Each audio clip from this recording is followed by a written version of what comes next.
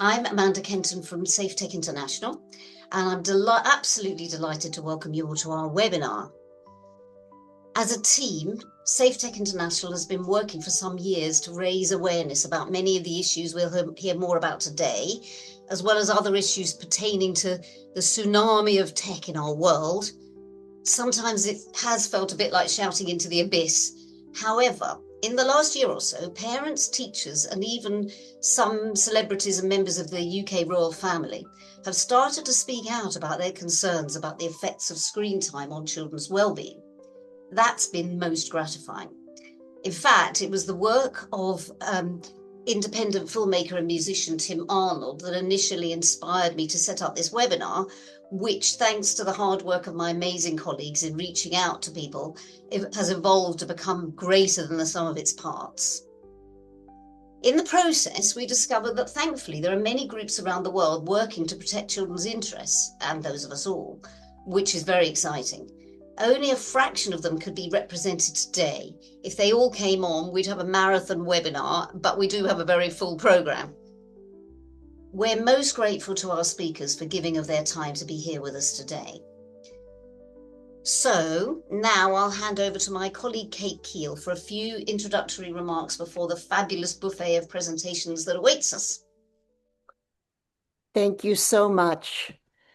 The issue before us, our children's engagement with technology, couldn't be more consequential. We're at a cosmic juncture in a world in flux.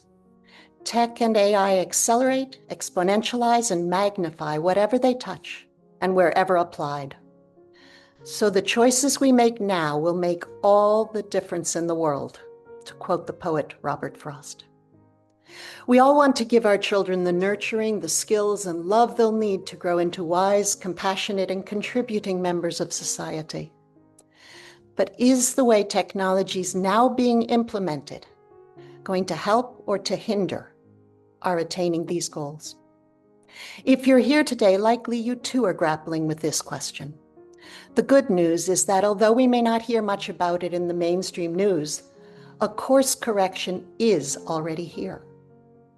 Today's presenters will offer insights about how we might pivot in this tech-turbocharged world to a more heart-centered, respectful of human dignity, wisdom-infused guardianship of our children, our health, and of the earth. In the coming days, as more thoughts and experiences enter our field of awareness, bit by bit, with a prayer in our hearts, we can find a way through this civilizational quagmire. Openness, curiosity, and communication can serve as the mycelium network through which we grow our understanding of this issue, as well as all issues. It is in this vein that we welcome and thank you for joining us for today's presentations. As a prelude, I would like to share a few poignant words written by Jenny, age 16, before she took her life. Jenny's mother, Deborah, will be one of our speakers today. Jenny wrote, "I have no hope for humanity. We are destroying this beautiful earth as we speak. I'm not good enough with words to stand out from the crowd and somehow help humanity.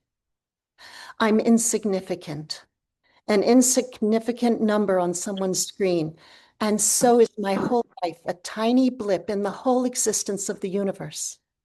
And I find it hard to be hopeful when I can barely enjoy anything anymore." This webinar is but one of many efforts people are taking to let our children know they do count, they are significant, and to keep the hope. Opening our first group of speakers will be Emily Churkin from the US. Emily is a well-known author, speaker, consultant, and associate professor of public policy. She's also co-chair of Fair Play Screens in Schools Action Network and the lead plaintiff in a class action lawsuit against one of the largest ed tech companies in the world. Next, we'll hear from Jess Kingsford from Australia, where it's about 4 a.m. now. Jess will be discussing the impact of tech on kids' moral development. She has worked as a research psychologist, lecturer, and tutor for the Sydney University, Charles Sturt University, and the University of Texas before founding Happy Heart Parenting. Our third speaker will be Lluna Porta from Catalan, Spain. Lluna believes our hyper-connected world and its challenges can only be tackled if families, educators, and institutions work together. She's on the board of Adolescencia Libre de Móviles, which is adolescents free from mobile phones, and is a longtime campaigner for the protection of children's rights, both online and offline, in the group Piña por la Educación. She is also a concerned mother to teenagers who are navigating the digital age. Diego Hidalgo de Meusols from Spain will be our fourth speaker. Diego's an author, entrepreneur, and fierce campaigner about the social, cultural, and political effects of our relationship with digital technology. And now, Emily, take it away. Hello, thank you so much for having me, Kate, and everyone else. Today, I'm going to try something a little bit different. I've put together a presentation in 3 parts: the beginning, the middle, and the end. In spite of the fact that children average 7.5 hours a day on screens outside of school hours, in spite of the fact that the youth mental health crisis rages on, in spite of the fact that we have a loneliness epidemic among young men and boys, in spite of the fact that social media companies steal our children's innocence while educational technology companies steal and sell their data, and in spite of the fact that manipulative products in the form of chatbots and tutors infiltrate our children's bedrooms and classrooms, in spite of all these things, I have hope. I believe we are on a trajectory of change. Things feel different to me today than they did a year ago. This is not the first time in the history of the world, nor will it be the last, that a small but mighty group of voices rise up together to say, not on our watch, not to our children, not to anyone's children. I am not being hyperbolic when I say that failing to address the havoc wreaked by the technology industry on childhood and education is a direct threat to democracy around the world. The choices we make today will define our future. So there is urgency in our work and in our messages. We don't have time to wait and see. We are the flutter of the butterfly wings that will sweep like a hurricane around the world. In my brief talk today, I'm going to offer you ideas in sets of 3, because 3 is a powerful number, a symbol of completeness and balance, but also the smallest amount of items that can make a pattern, like a beginning, a middle, and an end. The beginning. I spent over a decade as a middle school English teacher. During that time, I witnessed the rise of smartphones and social media use among my students and the simultaneous shift to digital tools in my role as a teacher. My students would come into class on Monday fraught with anxiety about the social events that were posted on Facebook that they'd not been invited to, in tears because it's easier to be cruel in the comments, distracted by the dramas that continued in the hall. Over a decade later, children hold the devices of divisiveness and distraction in their hands, never free from the spin and churn of their online lives in the offline world. So I talked with my students. I asked them why the screen provided a protective barrier to cruelty. I implored them to be kind online, just like we would expect them to behave in school. But they taught me a lesson. Emily, they said, it's not just us. It's our parents. They're texting and driving. They're playing Candy Crush. They're scrolling through Facebook. It's not just us. An aha moment. This is not a kid problem. This is an adult problem that is impacting children. And as adults, it is our responsibility to fix it. But I am not anti-tech. How can I define what I meant more clearly? I came up with the phrase tech intentional, whose definition is very specific.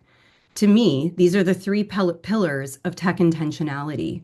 Number 1, less is more. Number 2, later is better. And number 3, relationships and skills before screens. That's all. That's the foundation on which we build our house of rules around technology or screen use, on which we rest our family's values, on which we rely when the stress and conflicts mount. Being tech intentional is the beginning. The middle. A few years later, but still over 10 years ago, I was working with a student who was about 12 years old. She showed me that all her schoolwork, textbooks, handouts, written assignments, lessons were entirely digital, housed in the iPad given to her by the district. To do her science homework, she navigated and toggled between apps and websites, scrolling and searching, frustrated and bored. Finally, she gave up, copy-pasted the question into Google, copy-pasted the answer into her digital app. She didn't really know about plagiarism, she told me when I asked. Why not just retype the answers in her own words, I wondered. I don't know how to type, she said. 10 years later, kindergartners file onto the playground before school starts to play on their school-issued iPads. The slides and climbing structures are hard and cold and scary, plus kids have to figure out turn-taking and bumping into each other. That's too much work. The iPad is easy, fun, and doesn't cause conflicts. Each child has her own. Today, older students in schools use ChatGPT to write their history essays and research papers because we gave them a homework machine and told them, expected them, they with an underdeveloped prefrontal cortex, not allowed or able to drive a car or vote, to use it responsibly, and then we acted surprised when they didn't. Today, parents cave to peer pressure, blindly accept new and extremely problematic cultural norms that dictate it's okay to soothe infants with iPhones or toddlers with tablets, that it's a rite of passage to give a child their first phone at 12 or 10 or 8. Each year, the passage rite gets younger. That depriving a tween of social media means her social life is ruined. And yes, while it is hard, and yes, most children do have devices now, no, it does not have to be this way. No, it does not exempt us from the hard work of teaching our children resilience and grit, because these are the skills they will need to thrive, even just function as adults in our society. But we as parents have been told to allow all feelings without also teaching our children that they can handle the really unpleasant ones without needing rescue by a parent or distraction by a device. We have forgotten to say the second part to our children. We know this is tough. We know you are hurting, and we know you're capable of doing hard things. So it is our job now to ask 3 new questions when we offer the tablet, when we consider the phone, when we give in to the games. What do we gain? What do we lose or replace? What do we model?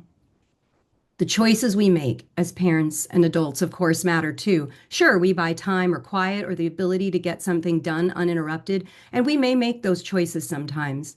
But parents are always teaching, even if we don't want to be. That is the blessing and curse of being a parent. What we gain and what we lose when we choose our screens in moments of boredom or frustration, we are also teaching, modeling, showing, in line at the grocery store, waiting for the doctor's appointments, idling at the red light. In our reach and our scroll, we teach. Part 3, the end. Phone-free schools and smartphone-free childhoods are finally mainstream topics of conversation in the current focus of numerous advocacy efforts around the globe, though small choruses have been singing this song for many years now. These are good changes, of course. We waited to see what would happen if we let social media companies run rampant across childhood and adolescence, and now we know, and it's bad, and we shouldn't have waited.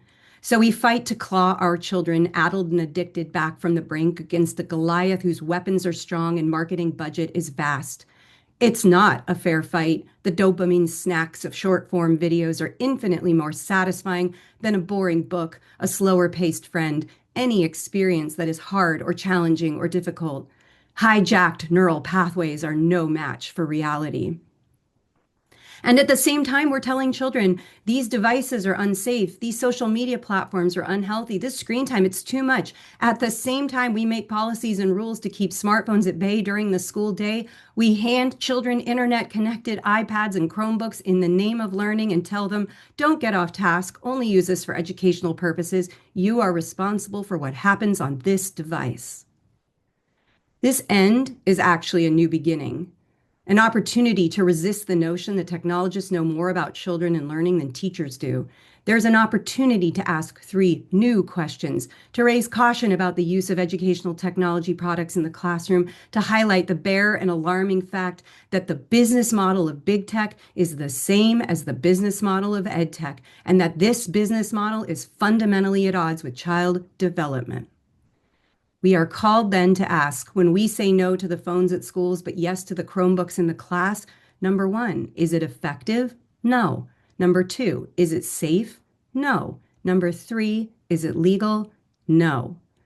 To all 3 questions, a resounding, capitalized no. No, they are not effective. Teachers and paper books and handwritten work are effective learning tools.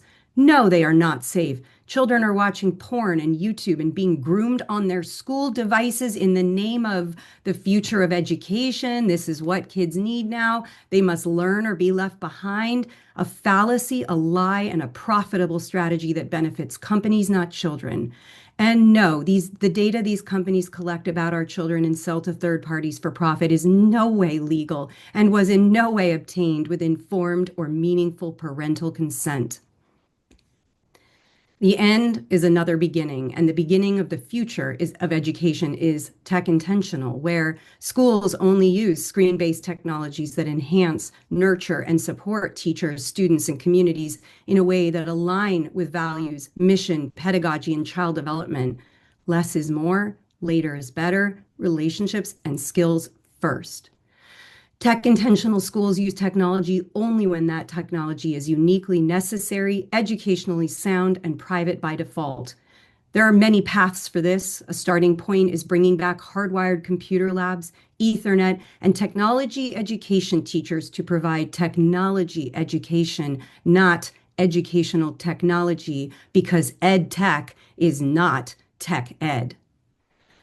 I have heard many times that this fight feels like David versus Goliath. It's true. We aren't as well funded or platformed as the mighty technology behemoths we battle.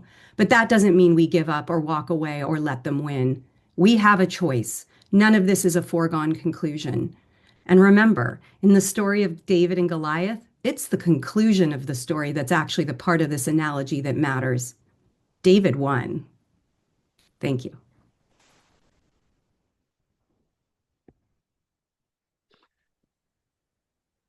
That was fantastic. Thank you. Hello,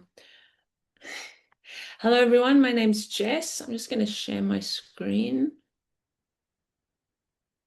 Good afternoon, everybody. And I have to say that even though it is 4 in the morning here in Australia, I am thrilled to be part of this event. So thank you for inviting me, Kate. And I'm very excited, let me just minimize that as well. Very excited to be talking to you all today about the impact of digital technology on children's moral development and consequently on their mental and emotional well-being. In this very short presentation, I'm just going to answer these 4 questions. What is moral development? How is it linked to mental and emotional well-being? And how are those processes and that relationship, how is digital technology interfering with those processes and that relationship? And what can we do about it? But first, if you'll allow me, I just want to tell you a little bit about us. We are Happy Hearts Parenting, based here in Australia. We're a not-for-profit organisation. Our main offering is an online parenting program, but we produce various other things, newsletter, free downloads, etc. We've recently expanded our work into educational and community settings with our culture of mutual care framework and practices. And our mission behind all of those things is to empower parents and educators with really practical tools and strategies to help kids be more connected and tuned in to the needs and interests of others. And I will say that even though my former life was in academia, I have a PhD in childhood moral development. I discovered that there is this powerful link between moral development and childhood mental and emotional well-being.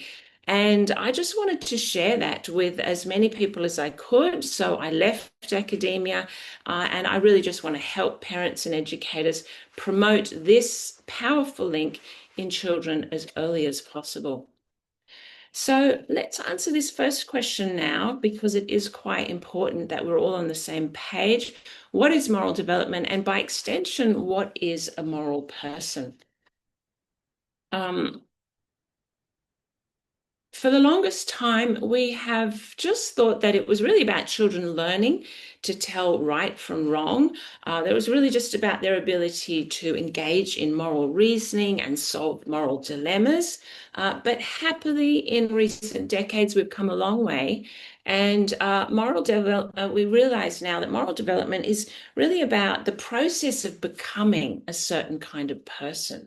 And we recognize that person when we see them out in the world, because it's essentially someone who cares about and contributes to the well-being of others.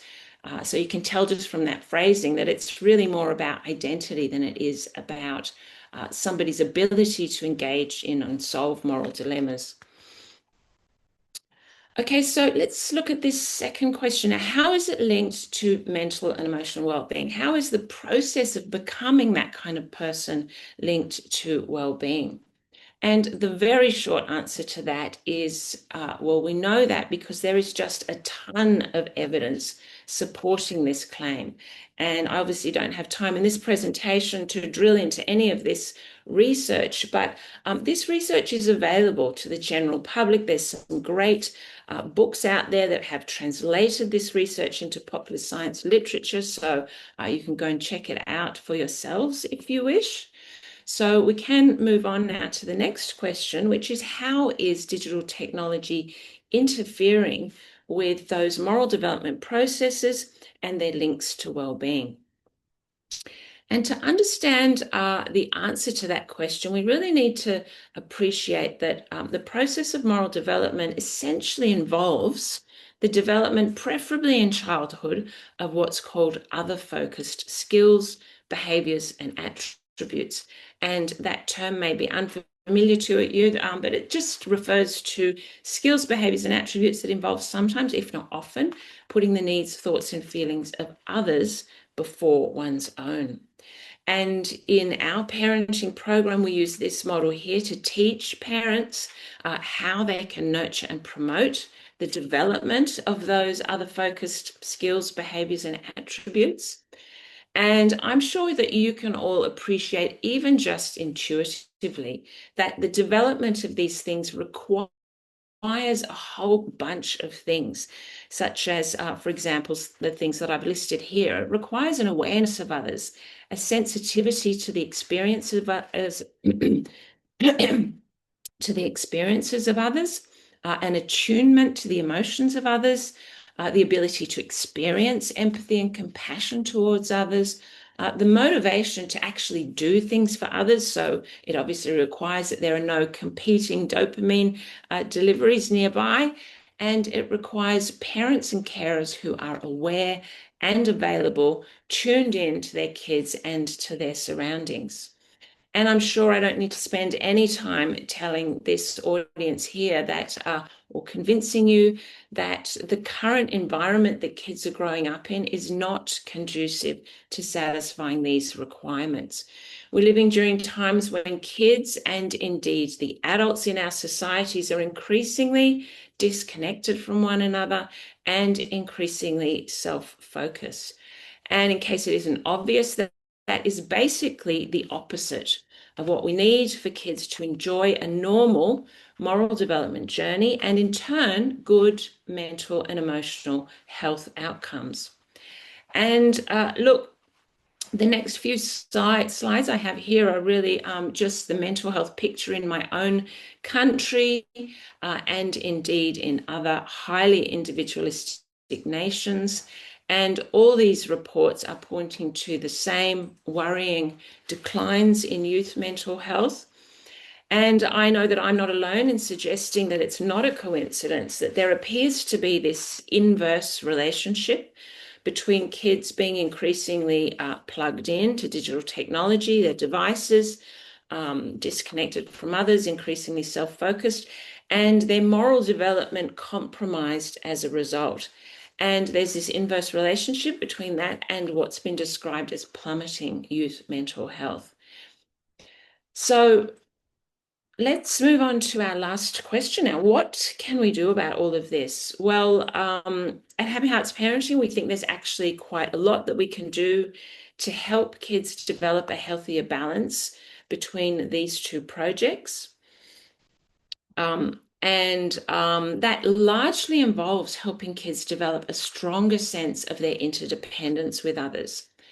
And a strong sense of interdependence, by the way, involves feeling and knowing that we all fundamentally need each other. We depend on each other throughout our lives in so very many ways. And look, we know how important this is for well-being, because the Harvard study, the longest running study on human development, found that a strong sense of our interdependence with others is actually one of the best predictors of long-term mental and emotional well-being. So at Happy Hearts Parenting, that's exactly what we're working hard to promote across a whole range of settings and in a variety of ways, such as the ones I've briefly described and I'm listing here, helping parents and educators to help their kids develop other focused skills, behaviors, and attributes, such as these here: awareness, empathy, compassion, gratitude, helping and giving, in the service of developing a stronger sense of their interdependence with others, a healthier balance between their sense of me and we, in short, a healthy moral development journey. And the idea here is that focusing on and nurturing and promoting a healthier moral development pathway for kids will serve as a kind of counterweight to what is happening on the other side of these scales, which we're all so painfully aware of. And finally, we are passionate about what we do because, in the words of American psychologist Marshall Rosenberg, our survival as a species depends on our ability to recognize that our individual well-being and the well-being of others are in fact one and the same. Thank you very much. I'd love to hear your comments or questions on this presentation. Thank you for having me. I think it's my turn to speak. Thank you, Kate, and Safe Tech International. I'm going to talk about pornography and children today, and what to do about it. So to make my point, I like to take you back 13 years. This was 2012. I'm the mother of 2 little boys, no doubt in the picture, and my concern on how to approach the topic of sexuality arises. I was increasingly worried about the hypersexualization of girls and women in the media and video games, so there was no access to any of that at home. In the meantime, I had been a teacher for many years, and I was a little bit concerned of what I was observing. I had been observing how children would become non-existing in front of their new devices, and I was worried about the effect the internet and screens had on them.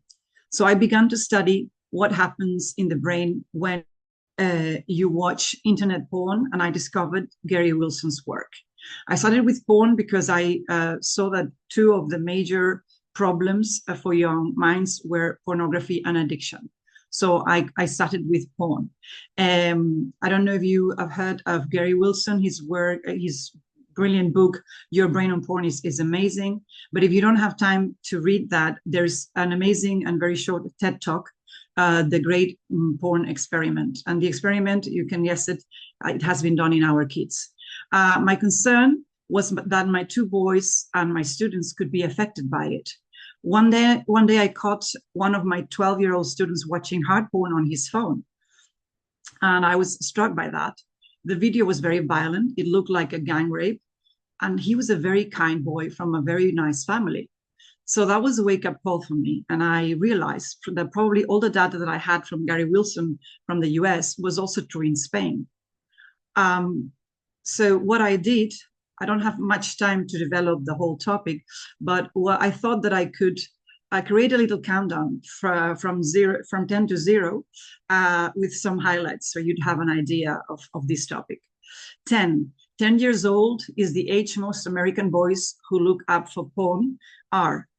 This data is from 2012, which means the boys that are searching for porn now are not only 10, but younger. So that's the starting point of my research. Then 9 out of 10, so 90% of Spanish university students believe that online pornography portrays exactly how having sex is in real life. The problem is that the pornography, we might remember, maybe we watched pornography when you were younger at some point.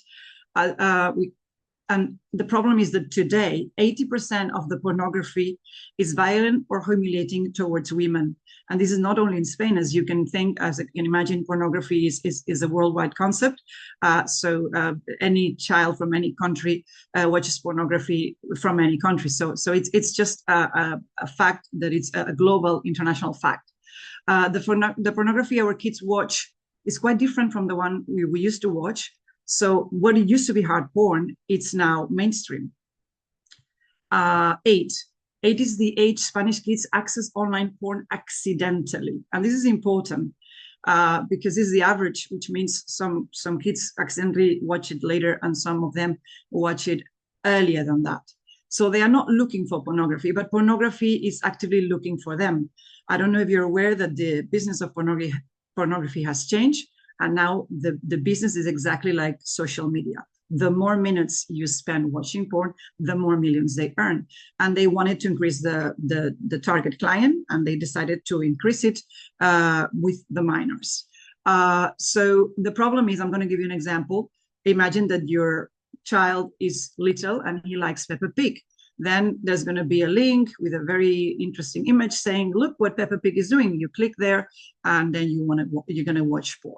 The algorithm knows the age of your kids and feeds them with what they like. So if your son or daughter doesn't like Peppa Pig, it's going to show them something else: FIFA, football, Paw Patrol, etc. 7 years had Javier been watching porn when he admitted at 19, undressed one of my sisters with artificial intelligence to get aroused. I never thought that porn could make me cross that line. 6 are the solutions to protect minors Michel de Mouget proposed. Michel de Mouget is a French neuroscience expert, and he's top of the world. And he is writer of the book Screen Damage: The Dangers of Digital Media for Children. And these 6 measures are: 1, never watch screens before going to school. 2, 0 screens for children from 0 to 6 years old. 1 year ago, the Spanish Association of Pediatricians have also updated their digital plan and their recommendations from families. And they also recommend 0 screens from 0 to 6 years old. Number 3, never watch inappropriate content. 4, never use 2 devices at once. It destroys your attention ability, among other things in your brain. 5, never use the internet devices in the bedroom. 6, never watch anything online 2 hours before bed. I added a 7th one: never while you're sharing meals with your family or feeding your child. Number 5, so we continue with the countdown. 5 is the age Pau was when he thought it would be a good idea to practice a fellatio to her 2-year-old sister. But why would he think that? Because his classmate told him he would love it. Number 4 is the age Alberto's son was when he tried to practice a fellatio to him. 4 years, when he was coming out of the shower, because at his cousins there was no screen limits. Monkey sees, monkey does. This is the age of symbolic play. Children copy adults, and also if they spend too much time on screens, they copy what they see on the screens. Number 3 are the numbers of proposals from smartphone-free adolescents I want to highlight today for all families. So this group I am a member of, it's called Adolescencia Libre de Móviles, which loosely translates as smartphone-free adolescents. In 2023, we created a survey and we received 30,000 answers from families. We learned that the majority of families gave the smartphone before they wanted, and they did it reluctantly, in fear that their children will be getting isolated. So they wanted to delay it, but they didn't know how to. Also, they thought that in this way, they could communicate with the children could communicate with them, and they didn't know the alternative. So we learned all that. So then we propose the 4 things that are in our objectives, which is inform families so they can decide to delay the smartphone until they are 16. If they have enough information, we think they would choose to do that. And then also regulate the social media until 16. And then schools with no phones. And finally, more alternatives in the real world to play offline for children. Number two, finally, I invite you to check our Parents Pact. When we do things as a community, it's way easier. If you don't live in Spain, you can start a pact in your children's class, in your school, city, or country too. Finally, I encourage you to learn as much as possible so you can guide your children in the digital world. Because now it's part of their lives, and even if you don't give them their phone, they're going to use it in class or in another's friend's house. So in the website adolescencialibre.es, we have a lot of resources. Finally, number two, all crimes perpetrated in Spain by minors have recently gone down in the last 2 years, which is very good, but there are two exceptions. Maybe at this point you can guess which ones are going to be. They are ascendant violence from children to parents or to grandparents, and sexual violence.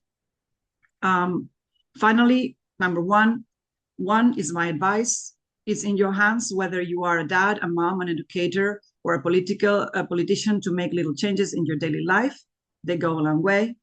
And zero is the minutes my 19-year-old son uses his smartphone. Why? Because he chose not to have one. He stopped using it 6 months ago, and he's very happy about it. Change is possible. Thank you very much. Hi, everybody, and thank you so much for the previous speakers. It's harder to talk now that all these great speakers have talked before me. So I'm Diego Hidalgo, based in Spain. I'm the founder of the OFF movement, and I'll give you a little background about us before anything. So we, the OFF movement, were born out of the OFF manifesto, which has been signed so far by over 400 personalities from a very broad range of disciplines: philosophers, scientists, artists, journalists, educators, and also business people. And the OFF manifesto is an alert on the critical point we're reaching with respect to our relationship with technology, especially a type of technology that is designed to exploit human vulnerabilities. As some of you have mentioned too, we're not against technology, and off doesn't refer to turning everything off. It's actually an appeal, a call to reinvent the off button. I don't know if you remember this little button that used to be present in all our devices, and which actually help us engage, I think, in what Emily Cherkin calls an intentional attitude towards technology. So the off button has largely vanished from our lives and devices, and we call to reinvent it in both maybe a physical, but of course a metaphorical way as well. So our goal is to mobilize humanity at a large scale against what we call tech alienation. And our initiatives aim to zoom in on specific fields in which we consider that tech is particularly misaligned with human interests, and where we can identify leverages to generate concrete change.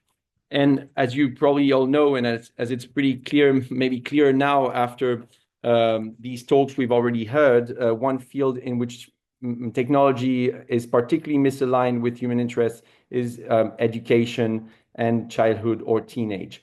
So Spain has been our lab so far, but we're now going global. And as you are probably, I suppose a lot of you here are very much aware of the nature of the problems we're facing. So I'm going to focus a little more on the type of action we carry out at OFF. The first action, so we launched the OFF manifesto a year and a half ago, more or less, and the first concrete initiative we launched is called the OFF EdTech initiative. It's based on a white paper that we drafted thanks to a group of psychologists, educators, parents, and teachers.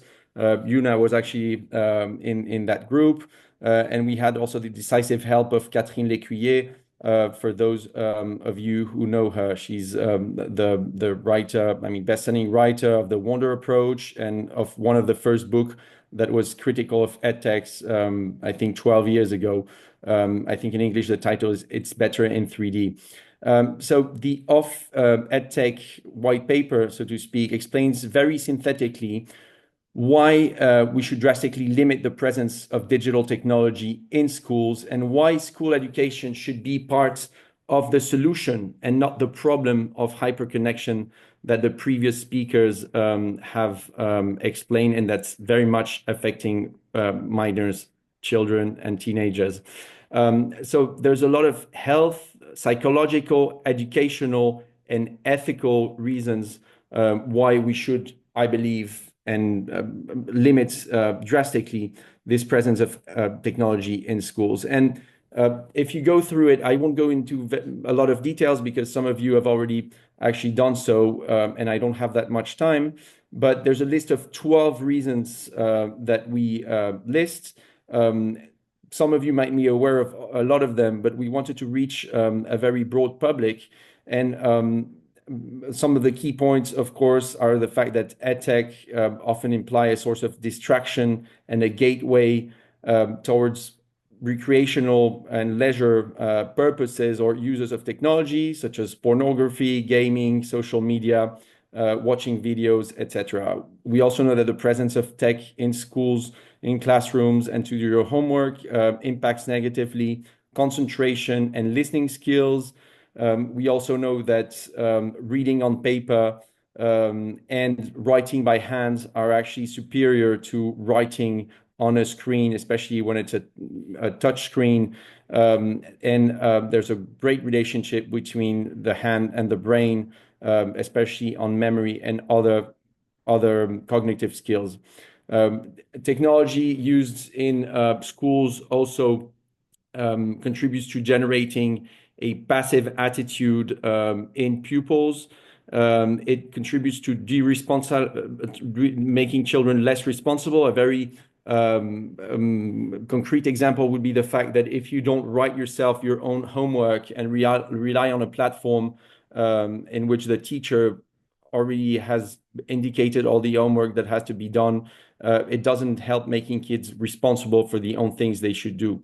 And also we point out to the fact that actually, having kids use technology from a very young age doesn't, I think Emily already mentioned that, but actually isn't preparing them for a highly digitized world. It's not giving them more opportunities to take advantage of this highly digitized work. There's a lot of evidence that shows, for instance, that kids that have been using technology constantly at an early age are actually, for example, more subject to misinformation, that they actually know how to use computers not as well as those who actually started using them later. Of course, there's a lot of also of privacy and data issues related to EdTech that Emily Churkin already mentioned. And if I had to maybe just mention one last problem, I think it's the ethical issue behind EdTech.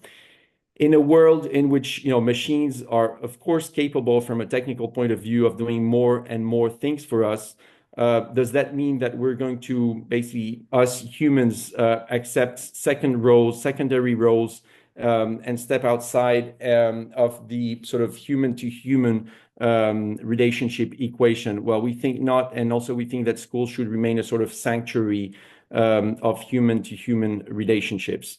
And we also offer in that EdTech initiative 5 solutions, but I'll let you go through them for those you're interested in our website. It's in Spanish, French, and English. And what I want to say about that to finish is that we tried through all these initiatives to reach a very broad public, to actually reach the mainstream media. And we're quite happy about the fact that we actually got a huge media coverage with the initiative. And just to conclude this point on EdTech, one of our little successes, of course, also thanks to the work of other organizations, is the fact that the Madrid region in Spain, in which with whom we've engaged in a strong relationship, have actually decided to de-digitize, to basically get rid of EdTech, at least in primary schools. The third point I wanted to mention is also the fact that I think it's very important that our activism doesn't remain in screens. That's why we, through our initiatives, try to put people, to take them to the street. We organize demonstrations in June in favor of the right to disconnect. And the subtitle was, "Let's Protect Children's Health."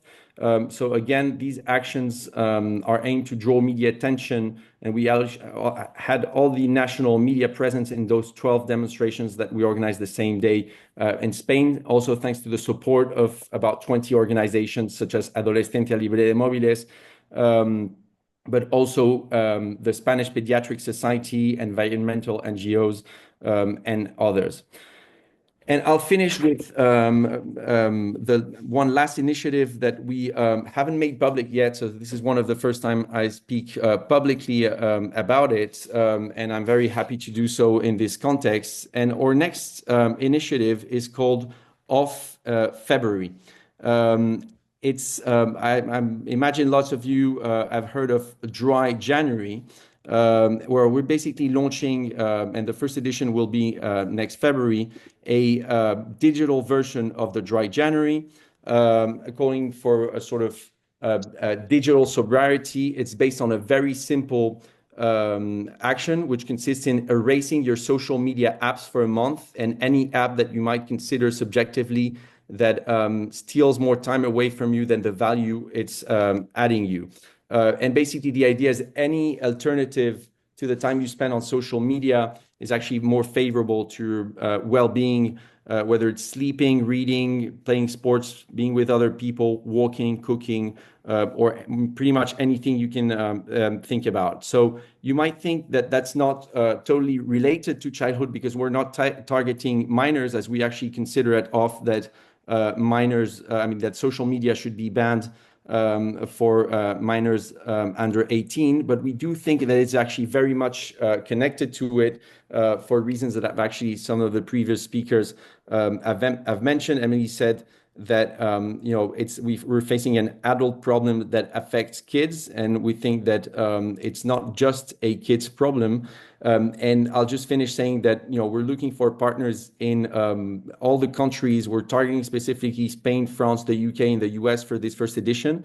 But any of you that might be interested to partner, please feel free to reach out. We have great ambassadors in different countries that are already supporting the initiative. So looking forward to working with many of you on this initiative if you'd like to join as partners. Thank you very much. Thank you so much, Emily, Jess, Luna, and Diego. That's incredibly thought-provoking presentations. I'm sure we'll all be researching the various things you've touched on and taking action accordingly. Up until now, we've been talking primarily about what one might call the more obvious effects of smartphones on kids. But there's another aspect which is often overlooked and may not be familiar to some of you. So our next speakers are going to address this. I should add, if it all starts to feel a bit too concerning, we ask that you listen with an open mind. Please don't despair and stay with us, because our focus will be on solutions later on. Firstly, we have Theodora Scarrato, Director of Environmental Health Sciences. I lost track of the number of her qualifications, her incredible experience, but I'll just say she's a special expert to the International Commission for Biological Impacts of Electromagnetic Fields. She's published several peer-reviewed papers, was a lead technical expert and petitioner in a successful lawsuit against the FCC in the USA, and formerly served as Executive Director of the Environmental Health Trust. Next, we'll hear from Deborah Fry, a member of the core team at ACE, which stands for Adult, Child, Health and Environmental Support. Deborah will share her daughter Jenny's very moving personal story and offer ways we can give our children a more hopeful and meaningful future by providing safer and more wholesome uses of technology. And then author Shannon Rowan will discuss the addictive aspects of technology and share about and explain the background for her latest book, which is very intriguing, The Red Shoes, Our Devil's Dance with Technology and How We Can Stop It. And we'll conclude this group of speakers with an inspiring video presentation from Bronwyn Desjardins, who was unable to be with us in person today. Bronwyn is from Mauritius and is head of EdTech for Smartphone Free Childhood South Africa. With over 2 decades of working in EdTech, she empowers schools and families to reclaim childhood from digital distraction. championing schools as nurturing spaces for play, creativity, and authentic connection. So, Theodora, if you'd like to take it away. Great. Thank you so much. I'm really glad to be speaking with all of you today. I envision a world where technology is safe for people and the environment. And I've been working on this issue of wireless radiation since 2012, when I realized that everything I could do as a parent could not fix the larger technology issues. And I have infinite hope. When I first learned this issue, I was, I have to say, quite upset about it. But I am just know that things are changing. People are becoming aware of this issue of wireless. So I'm thankful to be talking to you today. Now, once upon a time, when I worked as a clinical social worker, and I've worked in schools and ADHD clinics, children, families, also adults, I, like the speakers who spoke before, began to see changes in my clients. Now, back then in the 90s, we never envisioned that children would be using cell phones. I mean, it was really unheard of. You know, I got it when I was 30 years old, my first phone, for safety. So I thought. And what I began to see in the clients I worked with, especially the kids, was an overuse. My young male clients became addicted to video games with behaviors that were comparable to my clients with, of course, drug addiction. And I began to see bullying and naked videos being shown, suicide, suicidal thoughts, and mental health issues.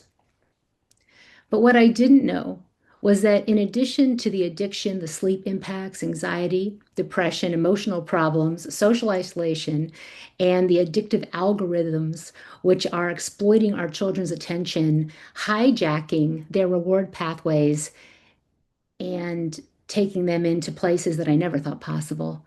There's the issue of wireless radiation. I thought when I first heard that it even existed, because I thought that my cell phone was magic. I thought that it just worked. I never really thought about how it worked. And I started to look into this issue. I assumed it was safe. What I've learned is that there is no pre-market safety testing for long-term exposure, and that the limits we have, not just in the United States, but in most, not all countries in the world, they're based on the assumption that heating is the only harm. That if our body temperature heats up, that's how there can be harmful effects in the short term. And we don't even have limits that are set to protect against long-term effects from the kind of exposure we're experiencing. And I was asked to share with you what this radiation, and I have a meter and I set it up on this. This is a radiation meter, and I'm in my home where I have a very low level. I have another kind of meter here too. And I'm going to turn on the cell phone to show you what happens when we turn on the phone. Can't hold everything at one time. So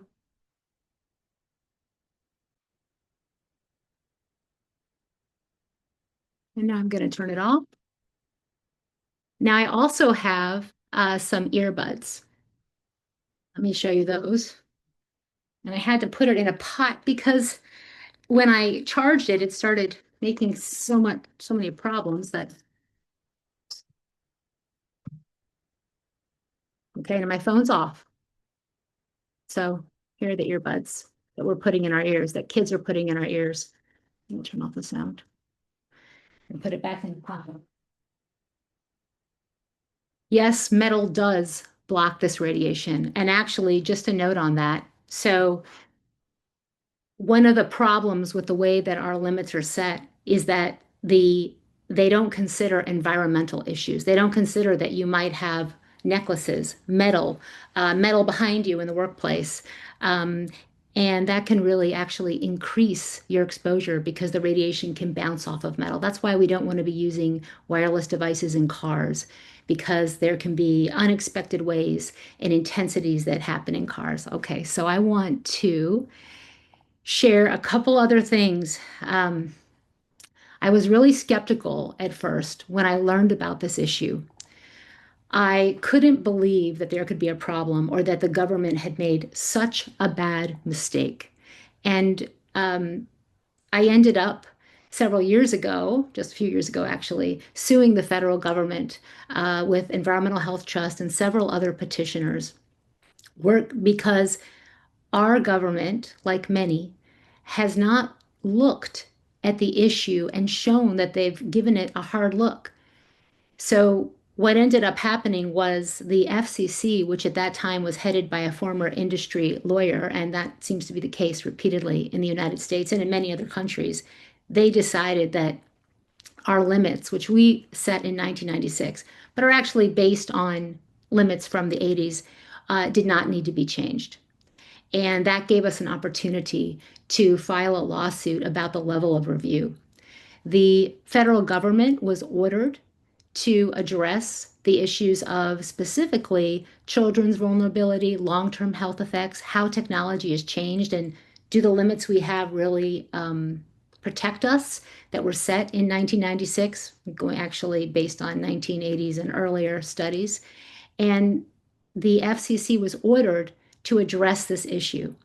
They were ordered to respond as to how our regulations protect children, protect for long-term exposure, protect the environment, birds, bees, and trees, of which there is extensive research showing harm. And they have not responded. It's been since 2021. When you start to delve into this issue, and I'm going to share my screen now, so what I found shocking was just the amount of studies that exist. So what this is showing is imaging that engineers do, and there are a lot of studies that have looked into this issue, showing how does the radiation penetrate into our body, into our brain and body. And this is a study that actually looked at virtual reality as well as a phone to the head, comparing an adult to a child. Children absorb this radiation at higher intensities and deeper into their brain compared to adults. They have thinner skulls, they have smaller heads, they actually have different, more water in their tissues, so there's more conductivity, you could say, to the radiation. It goes deeper. The colors you're seeing, the lighter colors are the more intense levels, rates of exposure, rates of absorption into tissue, and it goes from yellow to orange to red to purple to blue. And as you can see, there's more intensity deeper into the child brain. That goes for laptops as well and tablets. This is a tablet and a 6-year-old child that was simulated, showing this is kind of showing how the radiation comes out and the intensities into the eye and brain. And you can go online to learn more about this. I have a short time to present, so I'm just going to briefly run over a few things. This is an example where they were looking at a laptop closer to the body and at what level the laptop was held and the intensities into the body, depending on how the laptop was held. And you can see that especially the reproductive organs are getting exposed. There's also the issue of cumulative exposure. So it used to be when I first started researching this, we were just dealing with cell phones. Then there was Wi-Fi, laptops, we have smart things, we have all manner of devices that we're being exposed to. This is showing increased exposure with a phone plus a laptop. So you have just the cell phone. This is sort of a slice of the brain that engineers look at with those same colors. A laptop, and then a phone plus a laptop, which has more exposure. Yet the regulations we have don't consider this cumulative exposure from multiple devices. They just look at one device at a time when phones come on the market. The majority of studies have shown impacts from wireless radiation, be it oxidative stress, genetic, neurological, or reproductive and development, sperm damage, damage to the ovarian follicles. There are a lot of experimental animals in experiments done in rats and mice, because of course we can't expose our children to see what the effects would be. But in effect, we are in a massive experiment without controls right now, where we are all exposed And the research that they do on humans is always after the fact, of course. There's studies on cancer, on damage to brain cells, on case studies that show tumors where people held the cell phone. Young women who put the cell phone in their bra who developed breast cancer right underneath where they hold the phone. This is a poster from a Kaiser Permanente researcher who's done extensive work, Dr. Deekun Lee and his colleagues, showing that when the phone was placed on one side of the body, the colorectal cancer rate was 12 times as much in their evaluation. And there's also studies on impacts to birds, bees, and trees, wildlife. This is a three-part study by Blake Levitt, Henry Lai, and Albert Manville, who was the former U.S. fish and wildlife expert in the United States, that found over 1,200 studies showing effects. If you're interested in this, please go to the International Commission on the Biological Effects of Electromagnetic Fields that has some of our top experts who have come together to work on this issue. The EMF Scientist Appeal is hundreds of scientists who are calling for protections, reducing exposure. There's the 5G appeal. There's our website, Environmental Health Sciences, where we have resources, fact sheets for you to learn more about this issue. What we need to do is put children and their future at the center of the decision-making process as we move forward with technology. Because when you think about technology is moving out so fast without any pre-market safety testing, post-market evaluation or surveillance, both for people or for animals, ecological damage, and putting them first and looking at what the impacts will be is how our approach should be to setting limits. Because right now, the way that limits are set in most countries is that so long as it meets these limits, which is only about heat, overheating, then the device, the technology can come through. And we've had such a massive change in technology, and yet our limits and our approach to protecting public health, which is not happening right now, is completely antiquated. And thank you for your attention to this issue. All right. Let's see. Just going to share my screen first. Hey, thank you, Theodora. Excellent, and all the other speakers we've had already. So tough acts to follow. But so I'm an author, and I have written several books so far, and I'm going to be presenting today from my latest book, which is called The Red Shoes, Our Devil's Dance with Technology and How We Can Stop It, from a chapter 10, which is called Anti-Social Media. And so it's about toxic algorithms, negative feedback loops, and downward spirals. So like I said, I'm an author. My background's in journalism and writing, and actually I was harmed by electromagnetic fields from smart tech, specifically in 2014. And that led me into my research into EMF harm and eventually into the addiction topic, because I saw that there was a public resistance to learning about EMF harm. I thought at first everybody would want to hear what I found out when I was injured myself, and I had to keep moving off grid to get away from it, farther and farther away from the encroachment. And so what I saw was similar to cigarettes in the past. There was addiction driving denial, and people when they're addicted, don't want to hear about harm. So I started researching into addiction. So my latest book uses the fable of the red shoes as a backdrop to the story I feel like we're all living now, which is like an out of control dance with our tech. So the girl in the story, she trades her handmade life, which is represented in her handmade shoes, for the promise and ease, comfort, excitement embodied in what ultimately end up being the cursed store-bought red shoes. And these keep her trapped in the shoes and dancing her to her own destruction. So I see that as very analogous with our current relationship with technology and reversing these roles of tool and master. So I cover every possible aspect of this relationship in my book, which is really dense. But today I'm just going to focus on toxic algorithms and young people. So with any of these apps, social media, gaming, news, entertainment, they're all designed with one key metric in mind, and that is to maximize user engagement. In other words, to win the war of the eyeballs, as tech developers call it. They're designed to be addictive, and that's the key point. And this design happens, as with any addictive product, is done at any cost, no matter what the harm to the user. And the youngest demographics possible, as young as 6, are intentionally targeted by tech companies to get them hooked early and for life. Meta, which is the parent company to Facebook and Instagram and WhatsApp, calls this keeping them in the family, moving through its family of products as they grow. So starting like with Messenger Kids to Instagram to Facebook. Embedded in all of these things, from email to search engines and gaming and shopping, is actually a casino slot machine design. So this means that we don't know when we're going to get these dopamine triggering rewards. So rewards can be likes, comments, even just finding what you're searching for. Tristan Harris, as a former Google product manager, said, "Every time I check my phone, I'm playing a slot machine to see what did I get." And this underscores the concept that uncertainty is captivating, and it highlights what these tech companies actually do is they exploit this, our ability to be addicted to novelty.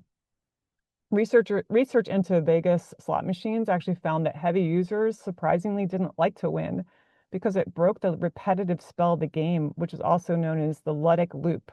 This is something that lulls the user into a dreamlike pleasure state, also called the machine zone, or with social media, the Facebook zone. But the key difference is that with a slot machine, you eventually run out of coins, but with our tech, there are no stopping cues. And something called IVR, and that's intermittent variable rewards, is key to this design. This is what makes gambling so addictive, and the same is true with our tech apps. So these, again, are likes, comments, notifications, and they're delivered on a schedule most likely to strengthen addiction.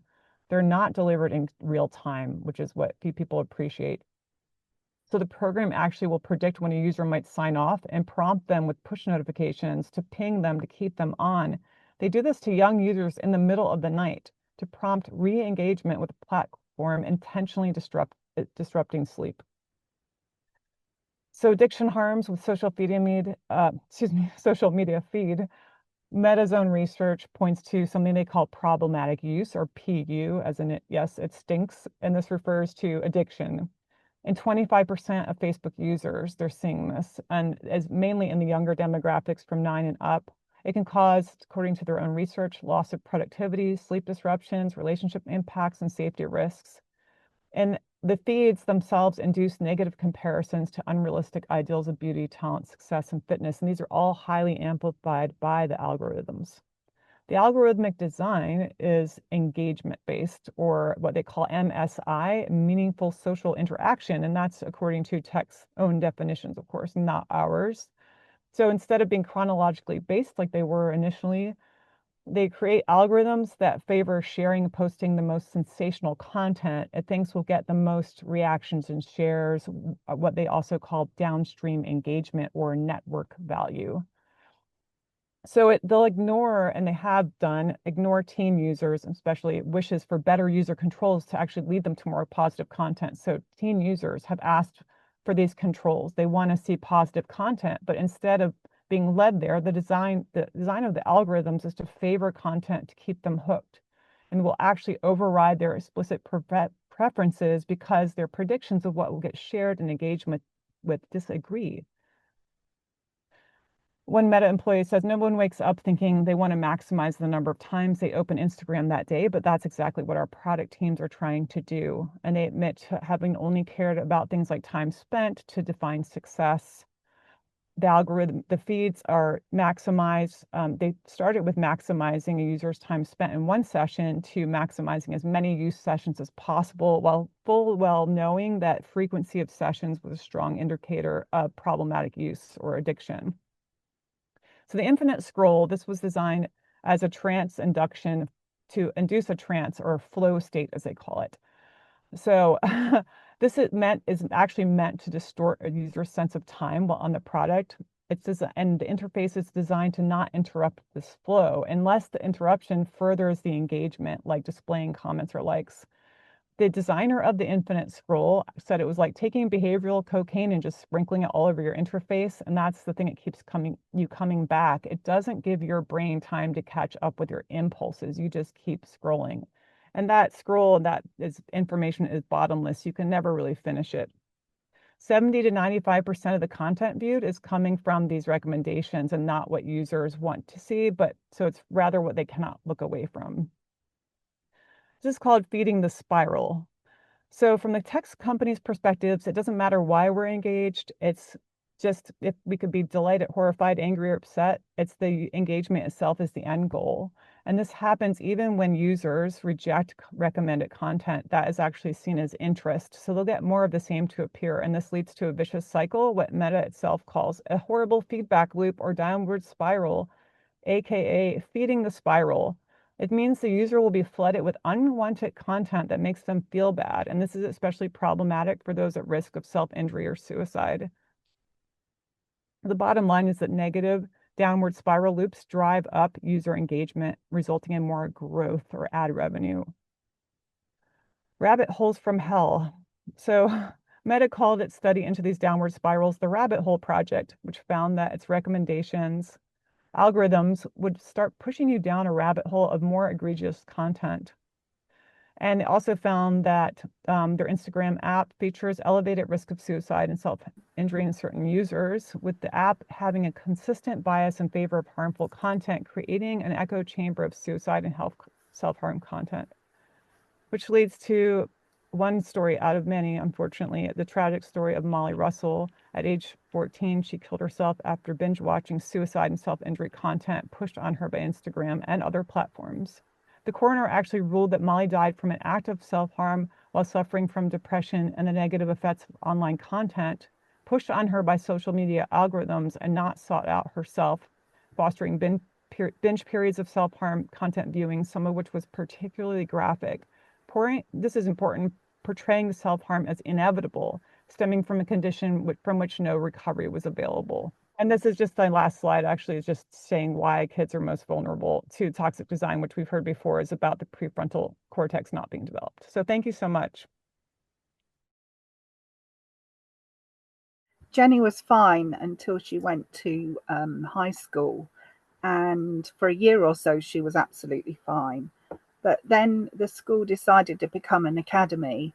And when they decided to become an academy, they asked the parents, is that okay? When they decided to put Wi-Fi in, they didn't bother to ask the parents, is that okay? So unknown to us, at the same time, we got Wi-Fi at home for a short time because the school was setting all the homework online.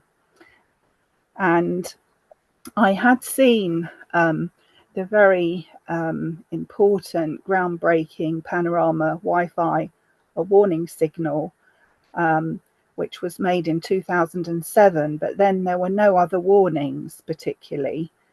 So I had it swimming in the back of my head that there was something about Wi-Fi, but I was assured by everybody it was safe. So it went in the autumn half term, and just 2 months later at Christmas, we noticed she was just slightly different. She wasn't quite the same caring Jenny. She was a bit annoyed at having to go to see both grandmothers over that Christmas, which was unusual for her. And then the symptoms came in the new year. After just 2 months of exposure, she would start to get headaches. One day she'd come home with a headache. Another day she would have aches and pains in her joints. Another day she would have a detention because she had to leave the classroom to go to the toilet. At the time, I didn't understand that urine urgency was a symptom of electrohypersensitivity, or as we now know, it's also called EMR syndrome, or Havana syndrome, or microwave sickness. The other symptoms she suffered were sensitivity to shampoo chemicals. So I had to buy organic shampoos and conditioners because she would develop a rash. She then had anomia at school where she couldn't think of what she wanted to say. She had difficulty concentrating. And so she would wait and get her work and then go and find a classroom that didn't have loads of people with smartphones and Wi-Fi in and do her work. That incurred loads of detentions. And in the end, we had to have a detention spreadsheet. She was a fiercely independent child. So although I tried to help, she wanted to try to sort it out herself. So eventually she was doing her homework on her laptop at home using Wi-Fi, and she had a nosebleed. She came downstairs and she said, I haven't picked my nose, I haven't banged it, why have I got a nosebleed? We don't have a history in the family. I had a job to stop it.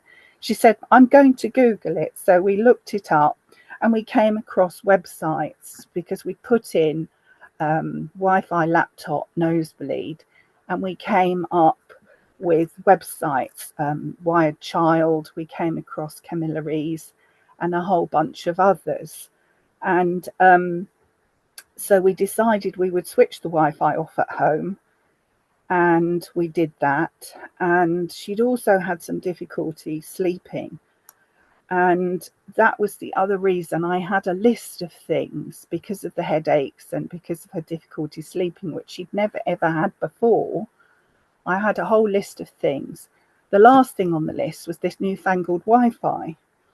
So we switched it off. We got Ethernet cables and she could immediately sleep again. And so I decided to contact the National Radiological Protection Board, because I'm a dental nurse by profession. So I knew exactly who to go to about radiation. So they sent me the research that they'd done, and I was not impressed. I was actually quite disgusted and had a row with one of the researchers on the telephone. And she was trying to infer that I was inferring that it was ionizing radiation. I said, no, I understand it's non-ionizing radiation, but I'm not happy. All they'd done was taken a few measurements from a Wi-Fi laptop in a laboratory, and then it was rolled out into schools. And that was just one school it was rolled into, and then it was rolled out. And eventually the detentions and the whole thing became unbearable. I tried to educate the school. I took in science. I asked them to switch the Wi-Fi off and was told they couldn't switch it off for one child. I said, you wouldn't be switching it off for one child. It would benefit everybody's health in the school. And unfortunately, unbeknown to me, there was a very low water tower and they decided to switch a 4G mast on. That was the final straw for Jenny. On the Sunday, they switched the 4G mast on. She went to school on Monday, wasn't feeling at all well. She went out on an outing on the Tuesday and was absolutely fine. Wednesday, went back to school, was exposed to the school's Wi-Fi, which they refused to switch off, and the new 4G mast.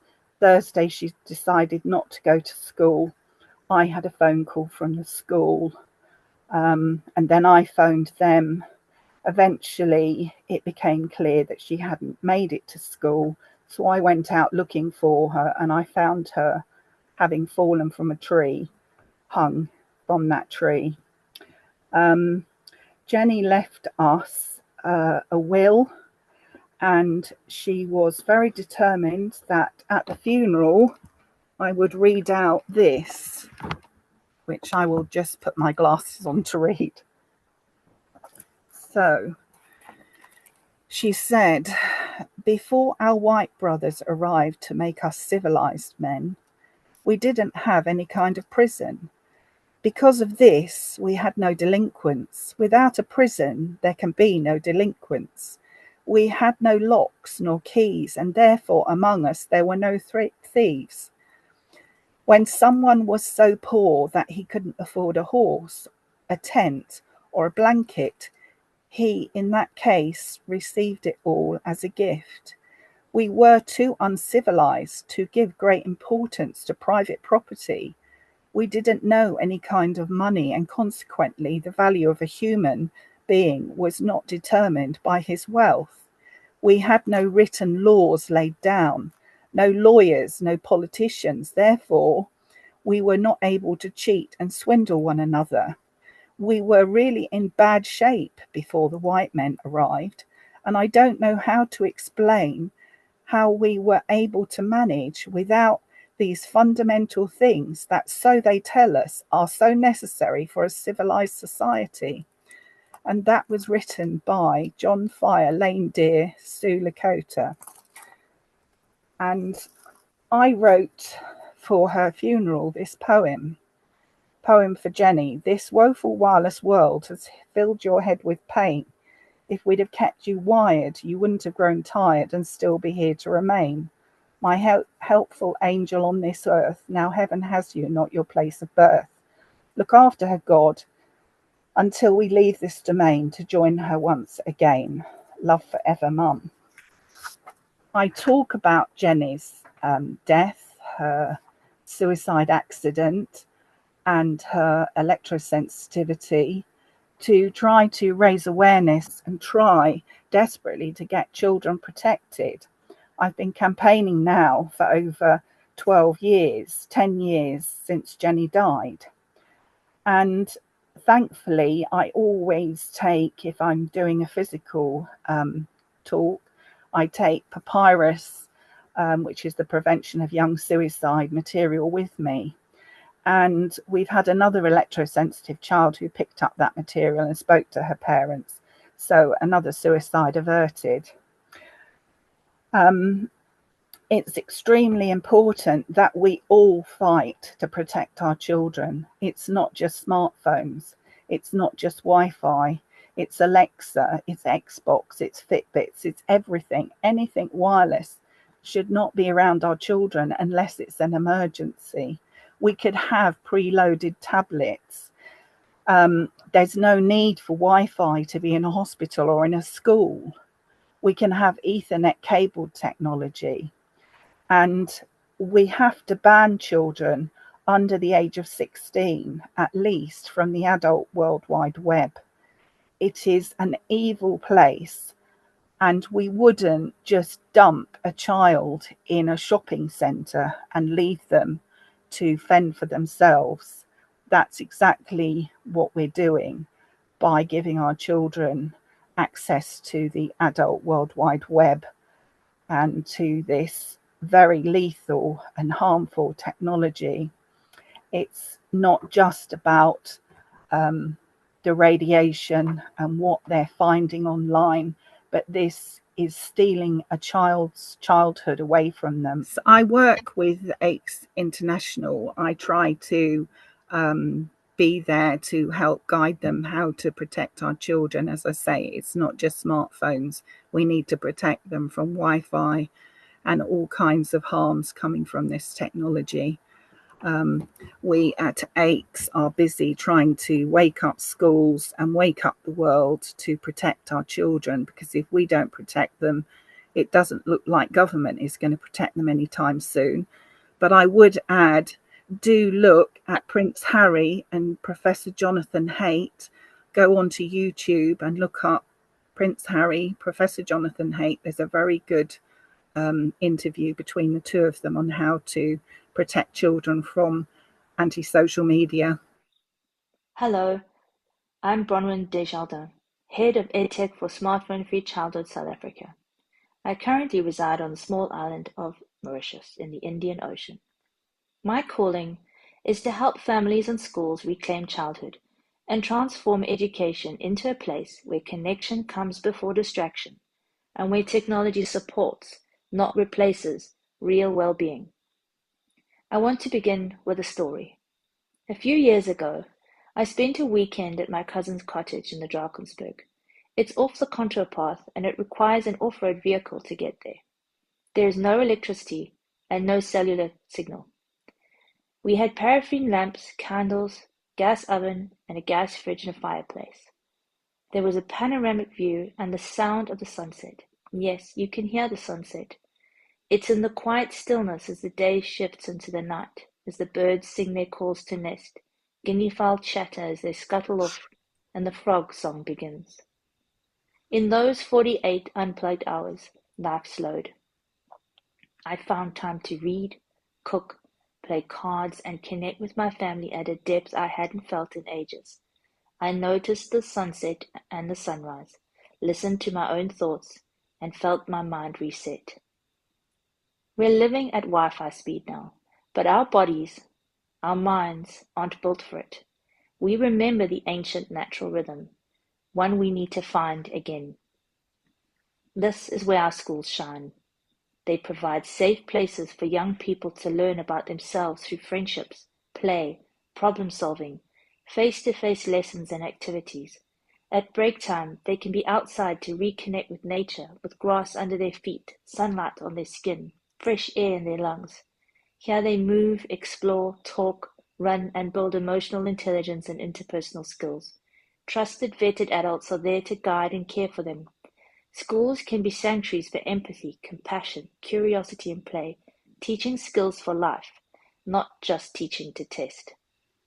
Technology isn't the enemy, though, especially for students with learning needs and those in remote parts of the global south. Tech opens doors, accessibility tools, STEM skills, lessons with teachers miles away, peer support across countries. These are gifts we want every child to access when the time is right and in the right way. However, AI-powered apps are designed to capture and hold attention. If schools don't set mindful boundaries, our students' precious focus and time can be lost. We need to teach digital literacy, resilience, and put education first. When screens rule every moment, real play and honest conversation fade. Children lose hours that could feel full, not frantic. Their bodies and spirits ache for the rhythm of nature and true connection. Smartphone-free childhood isn't anti-tech. It's a slow-tech, low-tech approach to childhood. We say, it's not no forever, just not now.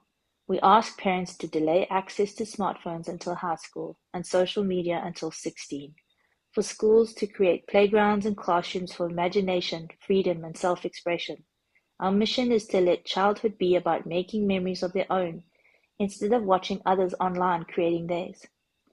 The Parent Pact and our phone-free school network support families and schools in practical ways. We ask parents and schools to pause, delay smartphones, set device boundaries, and create playgrounds for imagination and joy. The Parent Pact and our phone-free school network support families to go slow-tech together. And this isn't just theory. At last count, over 4,000 parents have signed the pact nationwide, and 26 schools have already signed up for Phone-Free School Initiative, joining a growing community dedicated to restoring balance in children's lives. At SFCSA, we begin by listening. What do children, teachers, and parents really need? Our solutions, slow tech, phone-free schools, creative play, are co-created, always open for feedback and revision. Progress is deep, not just fast. When schools and families choose to unplug and uplift, the results are clear. Families and teachers in the movement consistently report fewer anxieties, deeper play, longer concentration, and the development of real social bonds. Our schools, fields, and classrooms become vibrant laboratories for empathy, teamwork, creativity, and innovation. By having the courage to slow down, we open the door to deeper connections and greater kindness. When we postpone smartphones and create device-free spaces, we nurture movement and empathy and cultivate communities where students feel more connected, present, and engaged with each other and their learning. All of this is possible when we make the conscious choice to unplug, to uplift together. Our schools can be places where childhood and nature are restored and technology uplifts everyone. Thank you. Wow. I think that's given us all a lot of food for thought. Amazing. And lovely to end that section with actions that people are organizations are taking, which leads us on to our final presentations, in which we'll hear from some other organizations around the world who are doing incredible work in this arena as well, such as Caroline Fallon from Kids Unplugged Belgium, who'll share her journey with her own children around tech, as well as what's going on in Ireland, which is her homeland. After that, we'll hear from Antoine Mestre, board member of the French NGO Lève les Yeux, which means raise your eyes, which I think is brilliant. And Robert Broad of Look Up Hong Kong, in his case, in a short video about what's going on in Hong Kong, as unfortunately he can't be with us today. And last but definitely not least, David Charalambous from the UK, whose expertise includes behavioural science and the dynamics of communication. And he'll conclude with a presentation on how we can best communicate with others on difficult and controversial topics, such as those we've covered today. So Caroline, you're next. Thanks, Amanda. So I'm Caroline Fallon. I'm a parent of two, originally from Ireland, now living in Belgium. I taught in secondary schools in Ireland for about 15 years. I'm involved with Kids Unplugged in Belgium since last year. So Kids Unplugged is a sister organisation of Smartphone Free Childhood in the UK. It was set up last year by a lady called Lise Reines, who I'm delighted is spearheading the campaign in Belgium. It gives me great comfort when I see how invested she is and the team and how much work they do behind the scenes. I do as much as I can in a supportive role at local and regional level. So this topic of smartphones and children has really worried me for about 8 years now, maybe. And so being a part of this movement has been really uplifting. It's connected me with so many parents who are now having a conversation finally about the topic. Parents are creating groups at schools all across Belgium. They're signing pacts through the Kids Unplugged website to agree to delay buying a smartphone for their child before 14. And it's a really great feeling when the parents in your child's friend group all agree to this, because after years of worrying about it, it's really a huge weight off my shoulders. We know that our children are mainly concerned with what their friends are doing. And if nobody in their group has a phone, then immediately they press the power lessons. And so the collective movement is really powerful. Of course, in Belgium, there are several language communities. And so Kids Unplugged was rolled out in the Flemish schools in December last year. There are over 300 schools involved in some way now with Kids Unplugged across Belgium. There are almost 1,000 parents signed. And this is before it's even been rolled out officially to the Francophone schools, the German schools, or the international schools. So work is ongoing at the moment on the website for all those other school communities. And we expect in 2026 that we'll see a big growth in numbers. Kids Unplugged has also written an open letter to the Flemish government, which has been signed by 500 Belgian doctors and other professionals.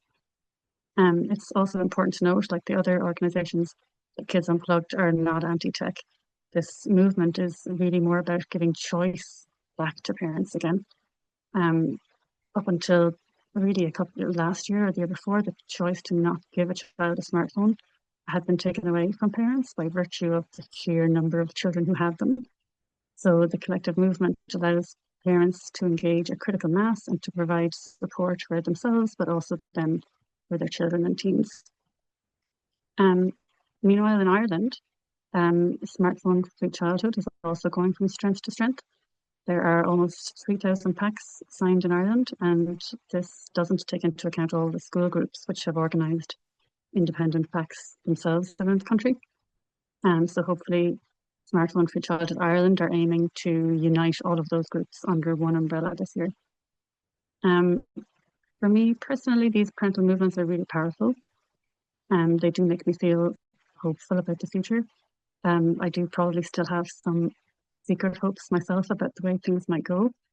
One of my biggest concerns at the moment is that standards have dropped so drastically in terms of what's appropriate and acceptable for children in the last 15 years that we've almost forgotten what standards we used to have for protecting children. A lot of countries now are talking about raising the age limit of social media, but I really worry that as long as children own their own smart device, that there will always be ways for them to access inappropriate content. You know, the internet isn't censored, it's not regulated in any way. Like I myself in recent years have stumbled across porn in 2 clicks in a Google search, just 2 clicks and not on any social media platform. So if you think that, you know, a 5-year-old is watching a Disney film on television and porn comes on just for a minute, you know, that would be considered absolutely unacceptable. But when it comes to the internet, we apply a completely different standard. And I've never quite understood why. So while I find it really positive that a lot of countries are discussing change, I worry that age verification for platforms will muddy the waters with potential GDPR issues when really child protection should be the absolute priority. in my own opinion, I think the key thing to tackle here is the ownership element. You know, owning a device creates a completely different relationship with technology for children. It offers them a real sense of protection and security in their online activities. And if we think for a minute of how we use our own phones, they're like an extension of our arm. We know every app, every button. Now think of how you use a phone when it belongs to a friend or a colleague. You know, then we're so much more cautious. We're nowhere near as confident with the device. We're really aware of accidentally hitting the wrong thing, and we certainly wouldn't go searching for sinister content on somebody else's phone. So children would be the same. I think their behaviors online would be very, very different if they knew that the device belonged to family and would be used by someone after them. So I wonder if we could raise the age for owning the device, would that be the best thing? And for allowing a grace period for those under 16 to adapt, and then, you know, to think about transferring medical apps to some device other than a smartphone. For me, with my own children, I've done my best to stave off the screen debate at home.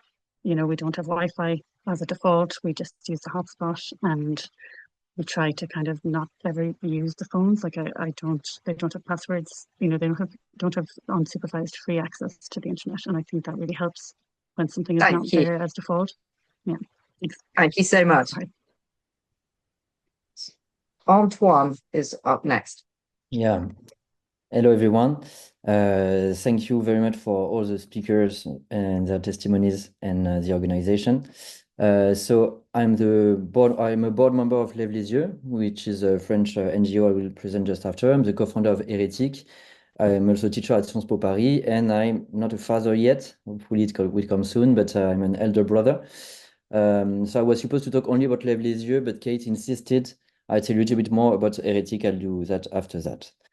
So Lève les Yeux is a French NGO. We were born in 2018, just before COVID.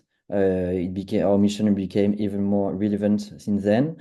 We are based in Marseille and also present in Paris, Lyon, Bordeaux, Nice and Nantes.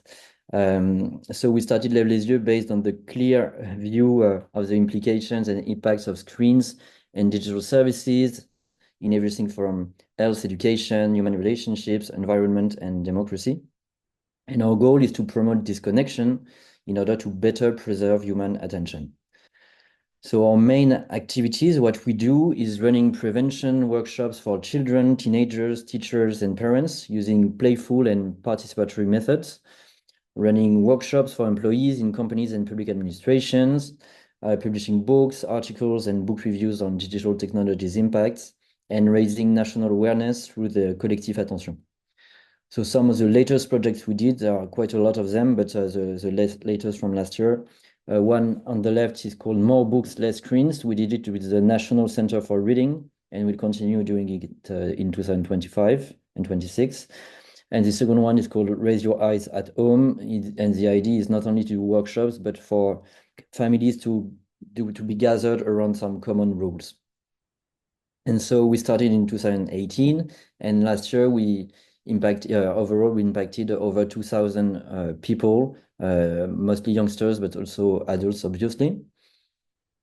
And one of the organizations we co-founded too is called the Collective Attention, which is basically a French pro-disconnection movement, bringing together health prevention organizations, associations working on electromagnetic exposure, environmental groups, and we do political advocacy through this collective. And we also organized events, and this one, namely the Attention Summit. So the fourth edition will be held in the 24th of January. So you're all welcome if you're in Paris. And the idea is to open this discussion to all the public society. One of the key value we have at Lève les Yeux is independence, because we saw quite a lot of NGOs born in the latest years, and most of them are funded by the tech industry, and so we consider they do not have an unbiased discourse, and so we really want to preserve this independence from tech industry funding. On the other hand, I'm the co-founder of Heretic, which is a company that imagines, crafts, and shares digital alternatives freed from the Silicon Valley dogma. And so we do that through research, art, and design. And so I'm just going to show you some projects to show we can distort technology to make other things that capture people's attention. So, and to go from a model that is imperialistic, extractive, soilless, reductionist, and obsessive to a model that hopefully will be more collective, projective, rooted, rich, and relevant. So some projects we did, one is called Cocolor. So basically we work with an American artist called Rosie Lamb for youngsters, but their family also to take a look at work of art and to dedicate their attention to those works of art. We create tools. For instance, this one is called Derive. So it's a Flannery app. So the idea is to help you take your time when you walk and not depend on Google's algorithms, capturing your data and your attention and making you accelerate all day. And so it's free and there's no algorithm, no personal data involved. We try to take content out of the screens too. So this project is a music box. So basically the idea is to create other artifacts than screens to have access to content. We create some mini tools. This one will echo Diego Hidalgo's off button. So the idea is just we created a little bot that automatically says you're not available on WhatsApp, which is obviously a feature that should be included because there's this spiral of expectation, and basically the idea is to turn you off. And with some education, mostly provocative, this one is called Algoville. So the idea is to embody algorithms. So you can see the dealer of dopamine over there. You can see the admin, salesman on the top left. And the idea is to teach children new ways of considering their relationship with their tools. And we try to use some humor too. So this one is a critical performance we did recently well, it's not interesting. And the last one is called the Alternatives Gallery. And so the idea is to say we have plenty, and some of them are here today, plenty of people and plenty of ways of fighting against this Silicon Valley dogma. And so we want just to give access to a lot of the kind of struggles that are happening. And you froze momentarily. Basically, I was saying we are oscillating between open despair, and hopefully it will go for the upside because we have to stay optimistic. And the last one is about the Overton window. So during all those years, the tech industry made the unthinkable thinkable. And I think now we are the ones trying to make the unthinkable thinkable. And it should not just be thinkable, it should be normal. And hopefully it will be ever more normal in the weeks, years to come. So thank you very much. Hello everyone, I'm Robert, the founder of a parent-led grassroots movement called Look Up Hong Kong. Thank you for having me today. I've been living in Hong Kong for almost 30 years, and it is an amazing city of 8 million people and more than 1,000 schools. We're also a city of contrasts. We are known for being the city of skyscrapers, but we're less known for being spread across 200 islands. We're also a city of wild open spaces. 75% of Hong Kong is farmland, country parks, and beautiful, beautiful tropical beaches. But we have a smartphone problem. We have a smartphone penetration rate of 293%. That's 3 phones for every person in Hong Kong.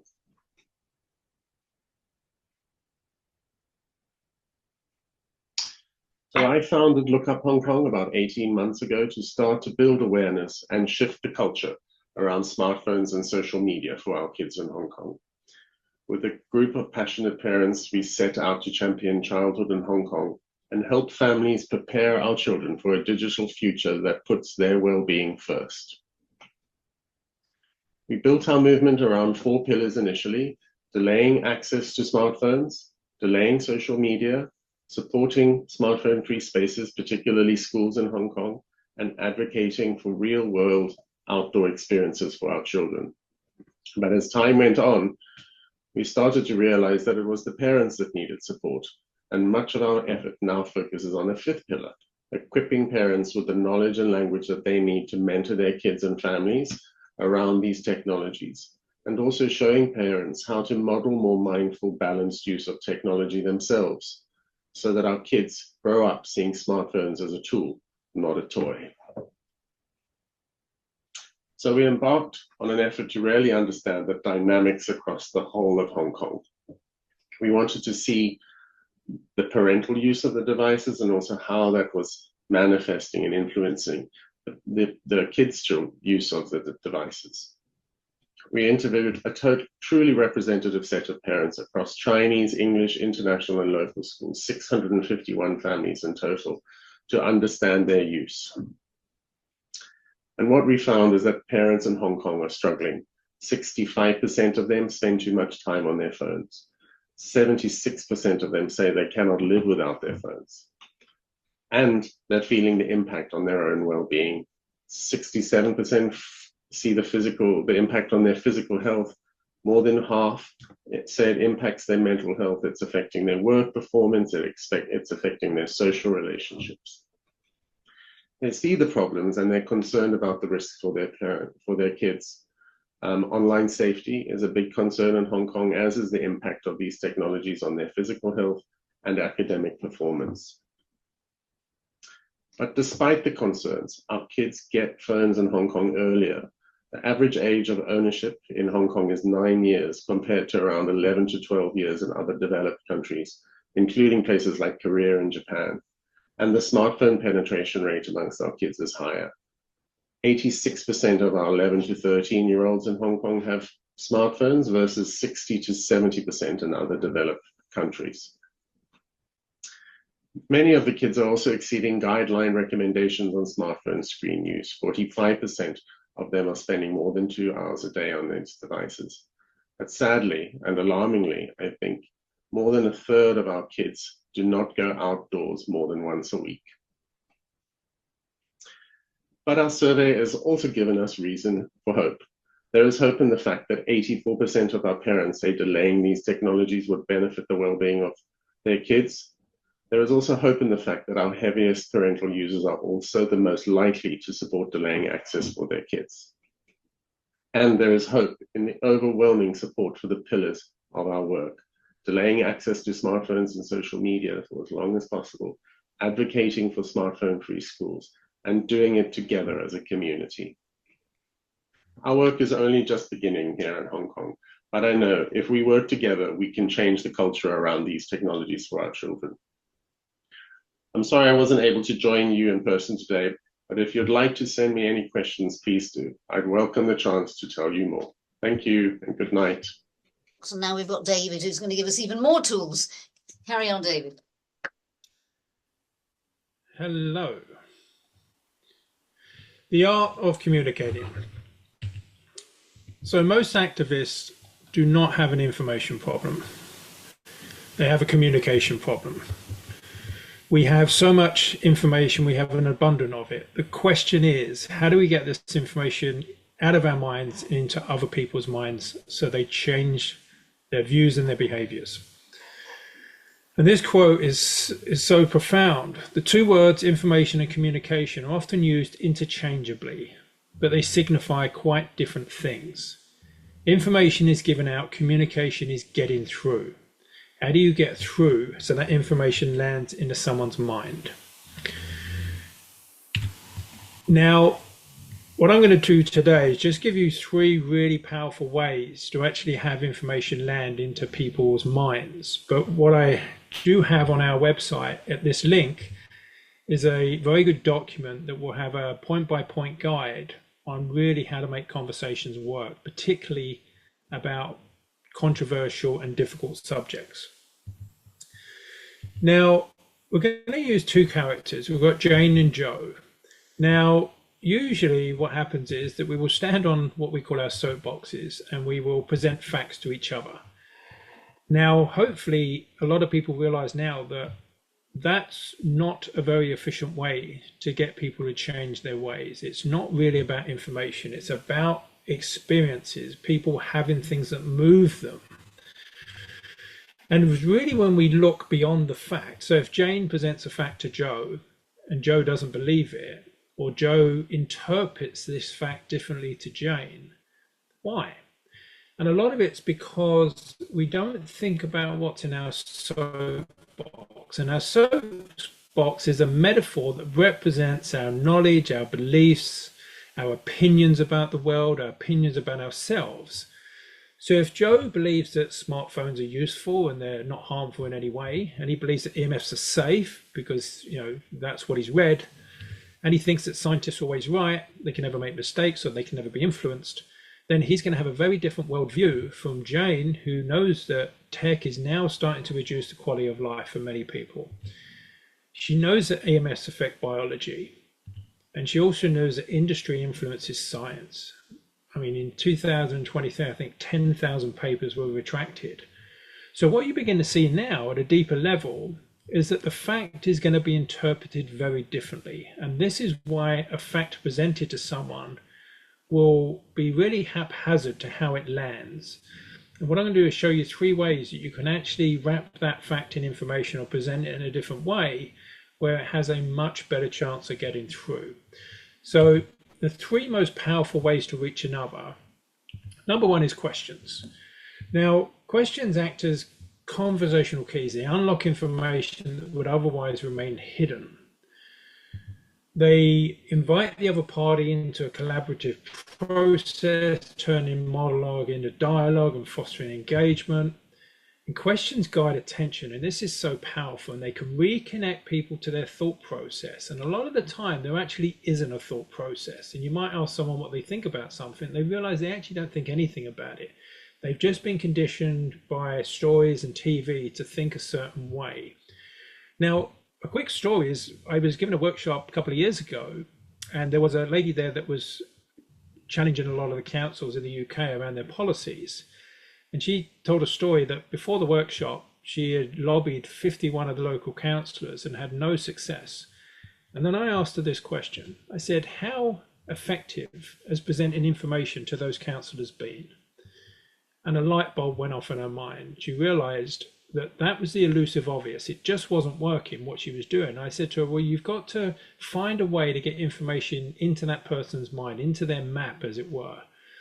And she completely changed her process. And when I last spoke to her, she'd got through to 17 of those councillors and actually flipped their vote, whereas previously it was 51 against. So questions can be so powerful for so many reasons. And here's a really important tip. Do not ask the why question regarding behavior.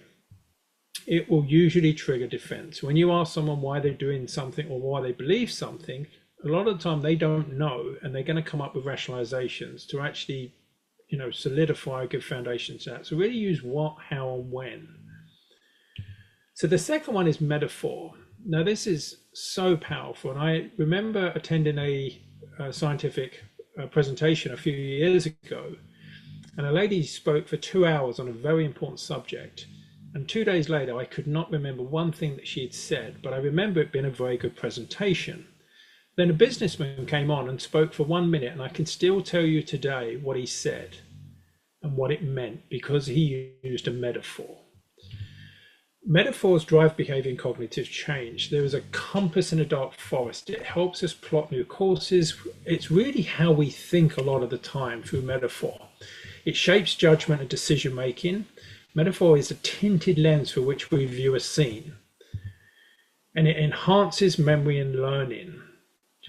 Metaphor makes information sticky. It creates a route for recall. So the example of this ski metaphor is when I was in this presentation, the businessman said, well, that thing is like an avalanche fence being put in the town. It's just not going to do anything because it's too late. And that metaphor allowed me to understand what he meant and the point he was making, and I can still remember it today. So practice writing out facts that create a metaphor. Write the fact out, then create a metaphor that will carry that information deeper into the person's mind. Because the actual origin of the term metaphor means to carry over. And this is why so many statements by companies and government agencies will use metaphor, because they know it's very powerful and it's very, very sticky. So the third one is so powerful. And if you review what's happened tonight, the most powerful experiences you've had are the powerful stories. They move you at a level that you can't really explain. So there's a thing called narrative transportation theory, and it's the deep absorption into stories that changes attitudes and beliefs. It's really the moral of the story. And for thousands of years, information was passed down from one generation to the next through stories.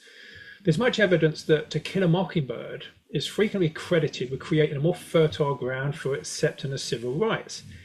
There's studies on Harry Potter has been shown to change perceptions around certain cultures, and Uncle Tom's Cabin, a 1852 novel, is credited with shifting public opinion against slavery. The brain is literally wired for story. So spreading information efficiently is stories that are easy to recall and retell. But what they do is they change people's unconscious minds. And what you have nowadays is this is really the narrative transportation theory as a science. And if you watch any TV now, you're going to see the same agendas popping up time and time and time again. And you're going to see the term conspiracy theorist used time and time and time again to create people's perception of that. And then that's going to be attached to anyone that questions industry, really, EMFs, etc. And that's why people respond by calling you a conspiracy theorist. They're not thinking. They're responding to the conditioning via the stories. That's why this quote on the left from Plato says, those that tell the stories rule society. So we have to share our experiences and stories because it gives people a deep movement in their feeling towards certain subjects. So stories also provide context and meaning. They link new facts to familiar frameworks for deeper understanding. They change us at deep levels. And we naturally tell stories when we meet with friends and family. Whenever we're talking, we're generally telling lots of stories. But once we start to share facts, we somehow go into this academic mode, and it doesn't work. So really the tip is that don't do that. Just tell and share your information through powerful stories and experiences. Now, within the film and literature industries, they have a thing that they say, show, do not tell. Now, if you tell someone something, you'll probably know that it's not been very effective. But showing is to tell a story. And when you tell someone a story, the resistance lowers and they absorb the story. And you can't actually decide consciously how you feel about a story. It happens automatically. And I've had numerous friends shift many views by just telling them true stories. And I remember one guy a few years ago, he said to me, oh, I'm informed about all this because I watch the news most of the day. And then I told him a story from Shara Atkinson's brilliant book called Slanted about how the media generally only will present one side of a story or a slanted viewpoint, you know, from whoever the advertisers are. And I bumped into him about, 6 months later, and he'd done a 180 shift on so many of his views, and how much that story had as an effect, who knows. But stories are so powerful, and they really are where a lot of the moral backbone of people, where we come. And that's why we have to look at where are the children getting their stories nowadays? Who are their role models? Who are they wanting to be like? And when we start to tell better stories, I think we're going to see better outcomes for everyone involved. So for further information, you can visit reachingpeople.net, or you can email me if you have any questions at david@reachingpeople.net. Hopefully these three things were helpful: questions, metaphors, and stories. Thank you. Yes, thank you, all of you. To all our incredibly knowledgeable and inspiring speakers. We at Safe Tech International are aware that when we get a lot of information, which is all very thought-provoking, it can cause one to feel a bit overwhelmed. So before we move on to the Q&A, and I'm sure many of you have got burning questions, I'd like to suggest that perhaps each of us consider taking on one small action towards digital safety and sobriety to ground what we've learned into physical reality and regain more balance and harmony in our lives. So, for example, you could switch your phone off at night, or if you already do that, you could turn off your router at night. if you're not yet using an Ethernet cable, and we'll be sending information about what that means. But using wired-in technology to access the internet rather than wireless.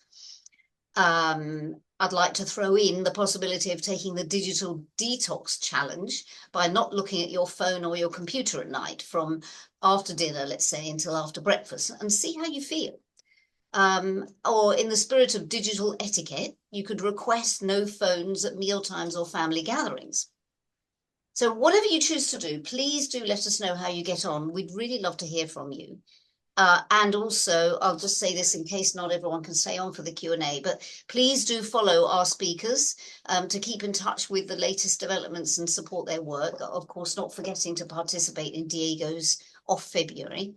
And in addition to the recording of the webinar, we'll be making a shortened version with highlights, and we'll be sending you links to further resources, including links to relevant declarations and manifestos that we encourage you to sign.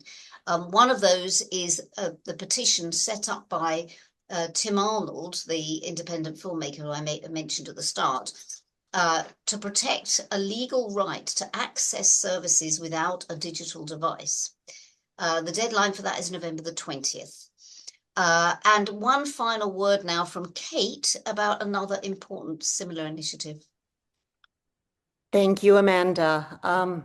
Bernard Noy and his team from France, Nantes Citizen Watch Collective, have created a manifesto on the right to be disconnected from the online world, the right for students to learn offline, both in schools and at home, and for adults to do banking, travel, work, and other transactions offline and so forth.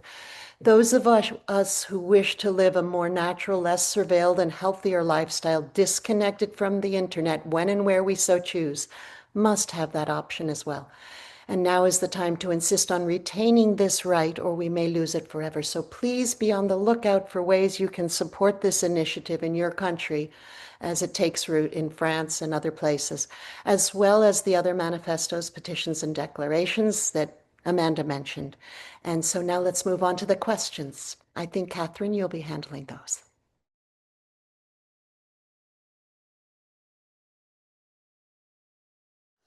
Thanks. Yeah, I mean, I wanted to say first that, tech, all the tech creators don't allow their kids to have tech until much later. They go to Montessori schools. They realize that it interferes with creativity, and critical thinking skills, and that all this stuff can be learned much later very easily. It's very user-friendly. It's not like you got to give them a laptop or tablet as soon as they're born, or in nursery school or anything. It's just unnecessary. I mean, we see old people today that didn't grow up with it. It's easy for them to learn how to use it. So, again, like, is it necessary? I think that's a good question. Is it beneficial? Another question. And I see, and the illiteracy issue, like learning everything, just typing and tapping and touching screens creates illiteracy, because they're not learning to print. They're not spending time on printing, and that affects other motor skills as well, and affects brain development. So yeah, I'm in favor of more like just pushing it till later. Why try to, design a different kind that's going to be safer? Because if there is something like that, like we have things like YouTube Kids, and that's infiltrated by predators. So all these things can be infiltrated still. So it's going to be very difficult to have those blocks and be effective. But in terms of, I also love the statistics that Deborah brought up, because this is, for a lot of things happening now, it's like all these suicides, all these statistics of these, things happening, social ills that just don't seem to be, paid attention to at all, and addressed in a way that we would if, planes were going down and that many people were dying. We'd do something. So I forget the other part of that was, what was the other part? Oh, having and having, the phones can have a place if they're for emergencies, and then they wouldn't need to be so-called smart. We could have an emergency wireless system that wouldn't have to be so harmful. So definitely, if you feel like a child has to have one for some reason to contact you, there's no reason it needs to be so dangerous. It could be left on airplane mode when they're not using it, et cetera, et cetera. So that's all I was going to add to the conversation. So thank you. I'm Colleen from Santa Rosa, California. This has been very informative. I really appreciate all these wonderful speakers. Here in the United States, we have a FCC, Federal Communication Commission, that we really believe is a captured agency. They are really in the pocket of the high-tech industry, and they have a pending ruling that if this is not stopped, no city or county will ever be able to say no to them wherever they want to come in and put their cell phone towers, their 5G antennas. And I totally agree with all of you. This is causing horrible health impacts for anyone that is close to these terrible antennas. I've written a book about 5G called Whoa Nelly, and I just wish they would whoa a little and go back to some true investigation and true science. And they're, as we've heard, they're basing this whole theory on a 1966 or 1996 scientific ruling that had nothing to do with the truth about cell phones. And they've just gotten worse since. But my question is, do any of you in different countries have any group that you're dealing with, like the FCC, that is supposed to be regulating the high-tech industry, and they're not at all? And what would you suggest that we possibly do to try to stop this ruling from going through? Would you like to answer that one, Theodora? Well, I know there are other groups on the call, but there are definitely worldwide groups working on the issue of wireless and health. I don't have a list right in front of me right now, but my gosh, Belgium, Chile, South Africa, just groups everywhere that have come together. And there are often an entity, or maybe there's not an entity that they're dealing with. So in the United States, we have the FCC, which is under regulatory capture. There's a Harvard study called Captured Agency that details this. It's from now a decade ago, talking about how our current FCC commissioners are former wireless company executives and lawyers and so forth. And that has only continued over the last decade. So we have right now Brendan Carr, who is our chair of FCC, former lawyer who actually participated in suing the city of San Francisco when they were trying to pass their Cell Phone Right to Know Act. Now, in other countries, you can see the same kind of regulatory capture. You'll see Verizon executives then in charge of the technology rollout and so forth. So, or in some communities, they just adopt ICNIRP limits, the International Commission on Non-Ionizing Radiation Protection, which is a private, self-created, invite-only club with several of whom over the years have had long-standing industry ties. And there's a lot of publications on that.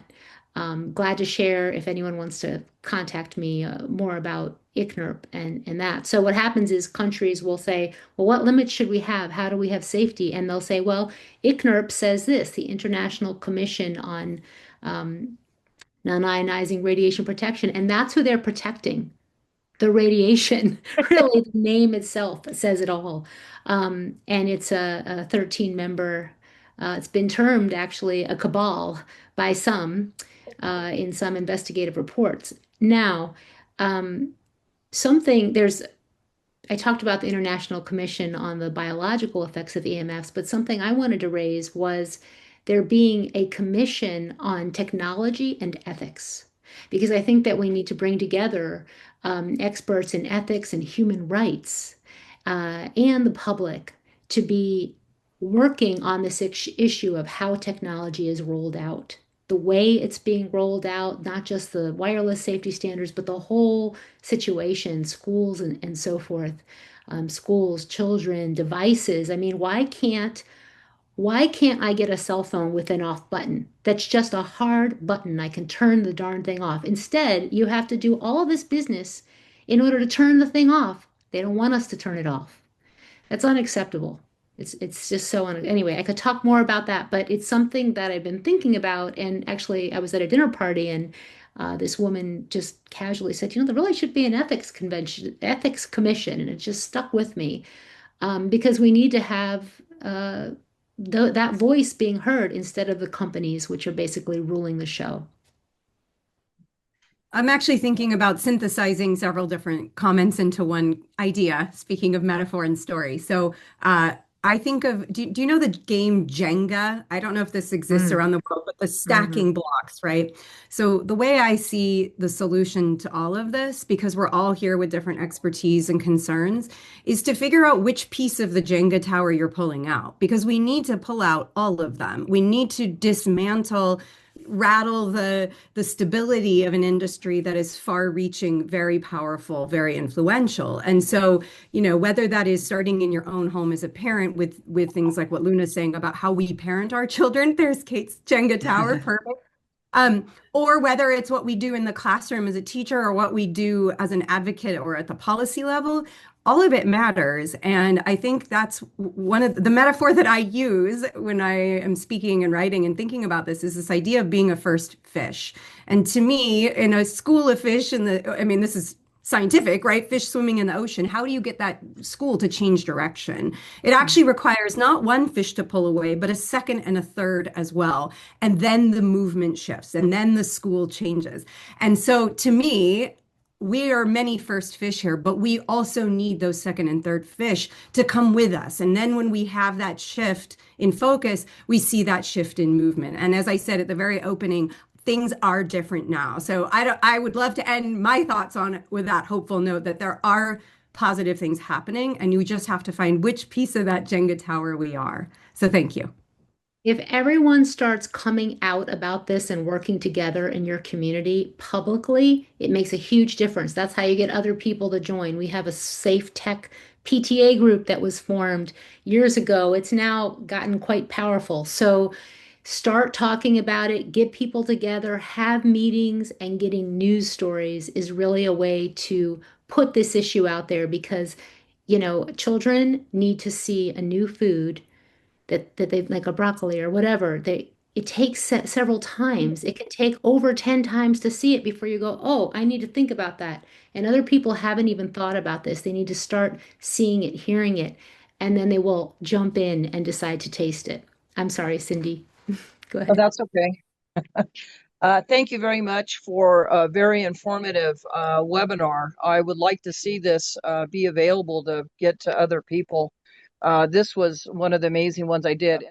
There's a couple of things that all these speakers are great, but one thing that we have to do in the macro picture of this is get to the parents.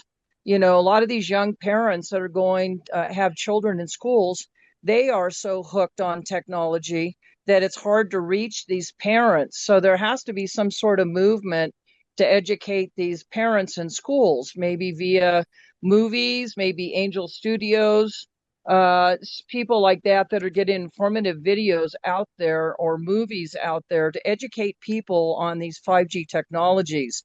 I mean, Verizon, RF, David Witowski from Verizon, who is their hired gun for RF radiation, stood in front of our Board of County Commissioners meeting and said no one should ever hold a cell phone to their ear and no one should ever carry a cell phone on their body. And he, because of the glioblastomas and the tumors that RFK Jr. From Human Health Services is saying that is creating tumors in the ears, etc. But parents are so uneducated. We held a symposium that provided a 2-hour symposium. And after that, we had crowded board meetings to put the pressure on our members to make good decisions. The other thing is ordinances. All these cities, all these communities need to strengthen their ordinances and their master plans, for to ensure that when the Board of County Commissioners and the planning commissions are making these decisions to put cell towers up next to nurseries and daycares and children's schools, etc. Because in the United States, the only time we can talk about healthcare is when you're going to a school board meeting, which we did effectively and stop them from putting cell towers on a football field for children. I wanted to say one more thing. When I was raising children, I think most of us on this call or whatever, have experienced when you're taking a toy away from a toddler, the best thing to do is hand them another toy, a replacement toy. So we're taking it away from technology, away from kids. We're taking it away from parents. We're taking it away from the industry. We're taking it away from the military.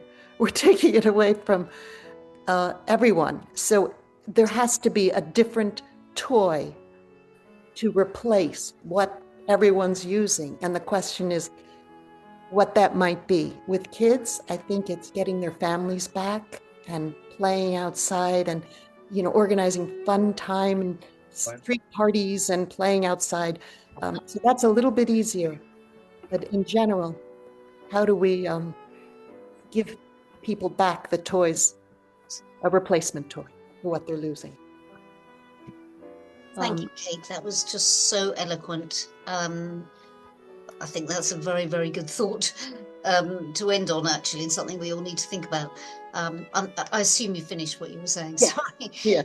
But I just wanted to thank, before we all disappear off, I just wanted to thank all our amazing speakers again, and to our audience for participating by staying on this long and being part of this really lively discussion, which I think is very exciting. And I think some of the ideas that have come out are amazing and we could take forward.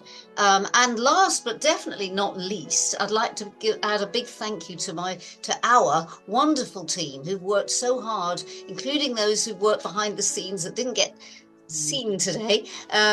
And without whose support, we really could not have brought this vision into reality. And I'm just so thrilled that we could have.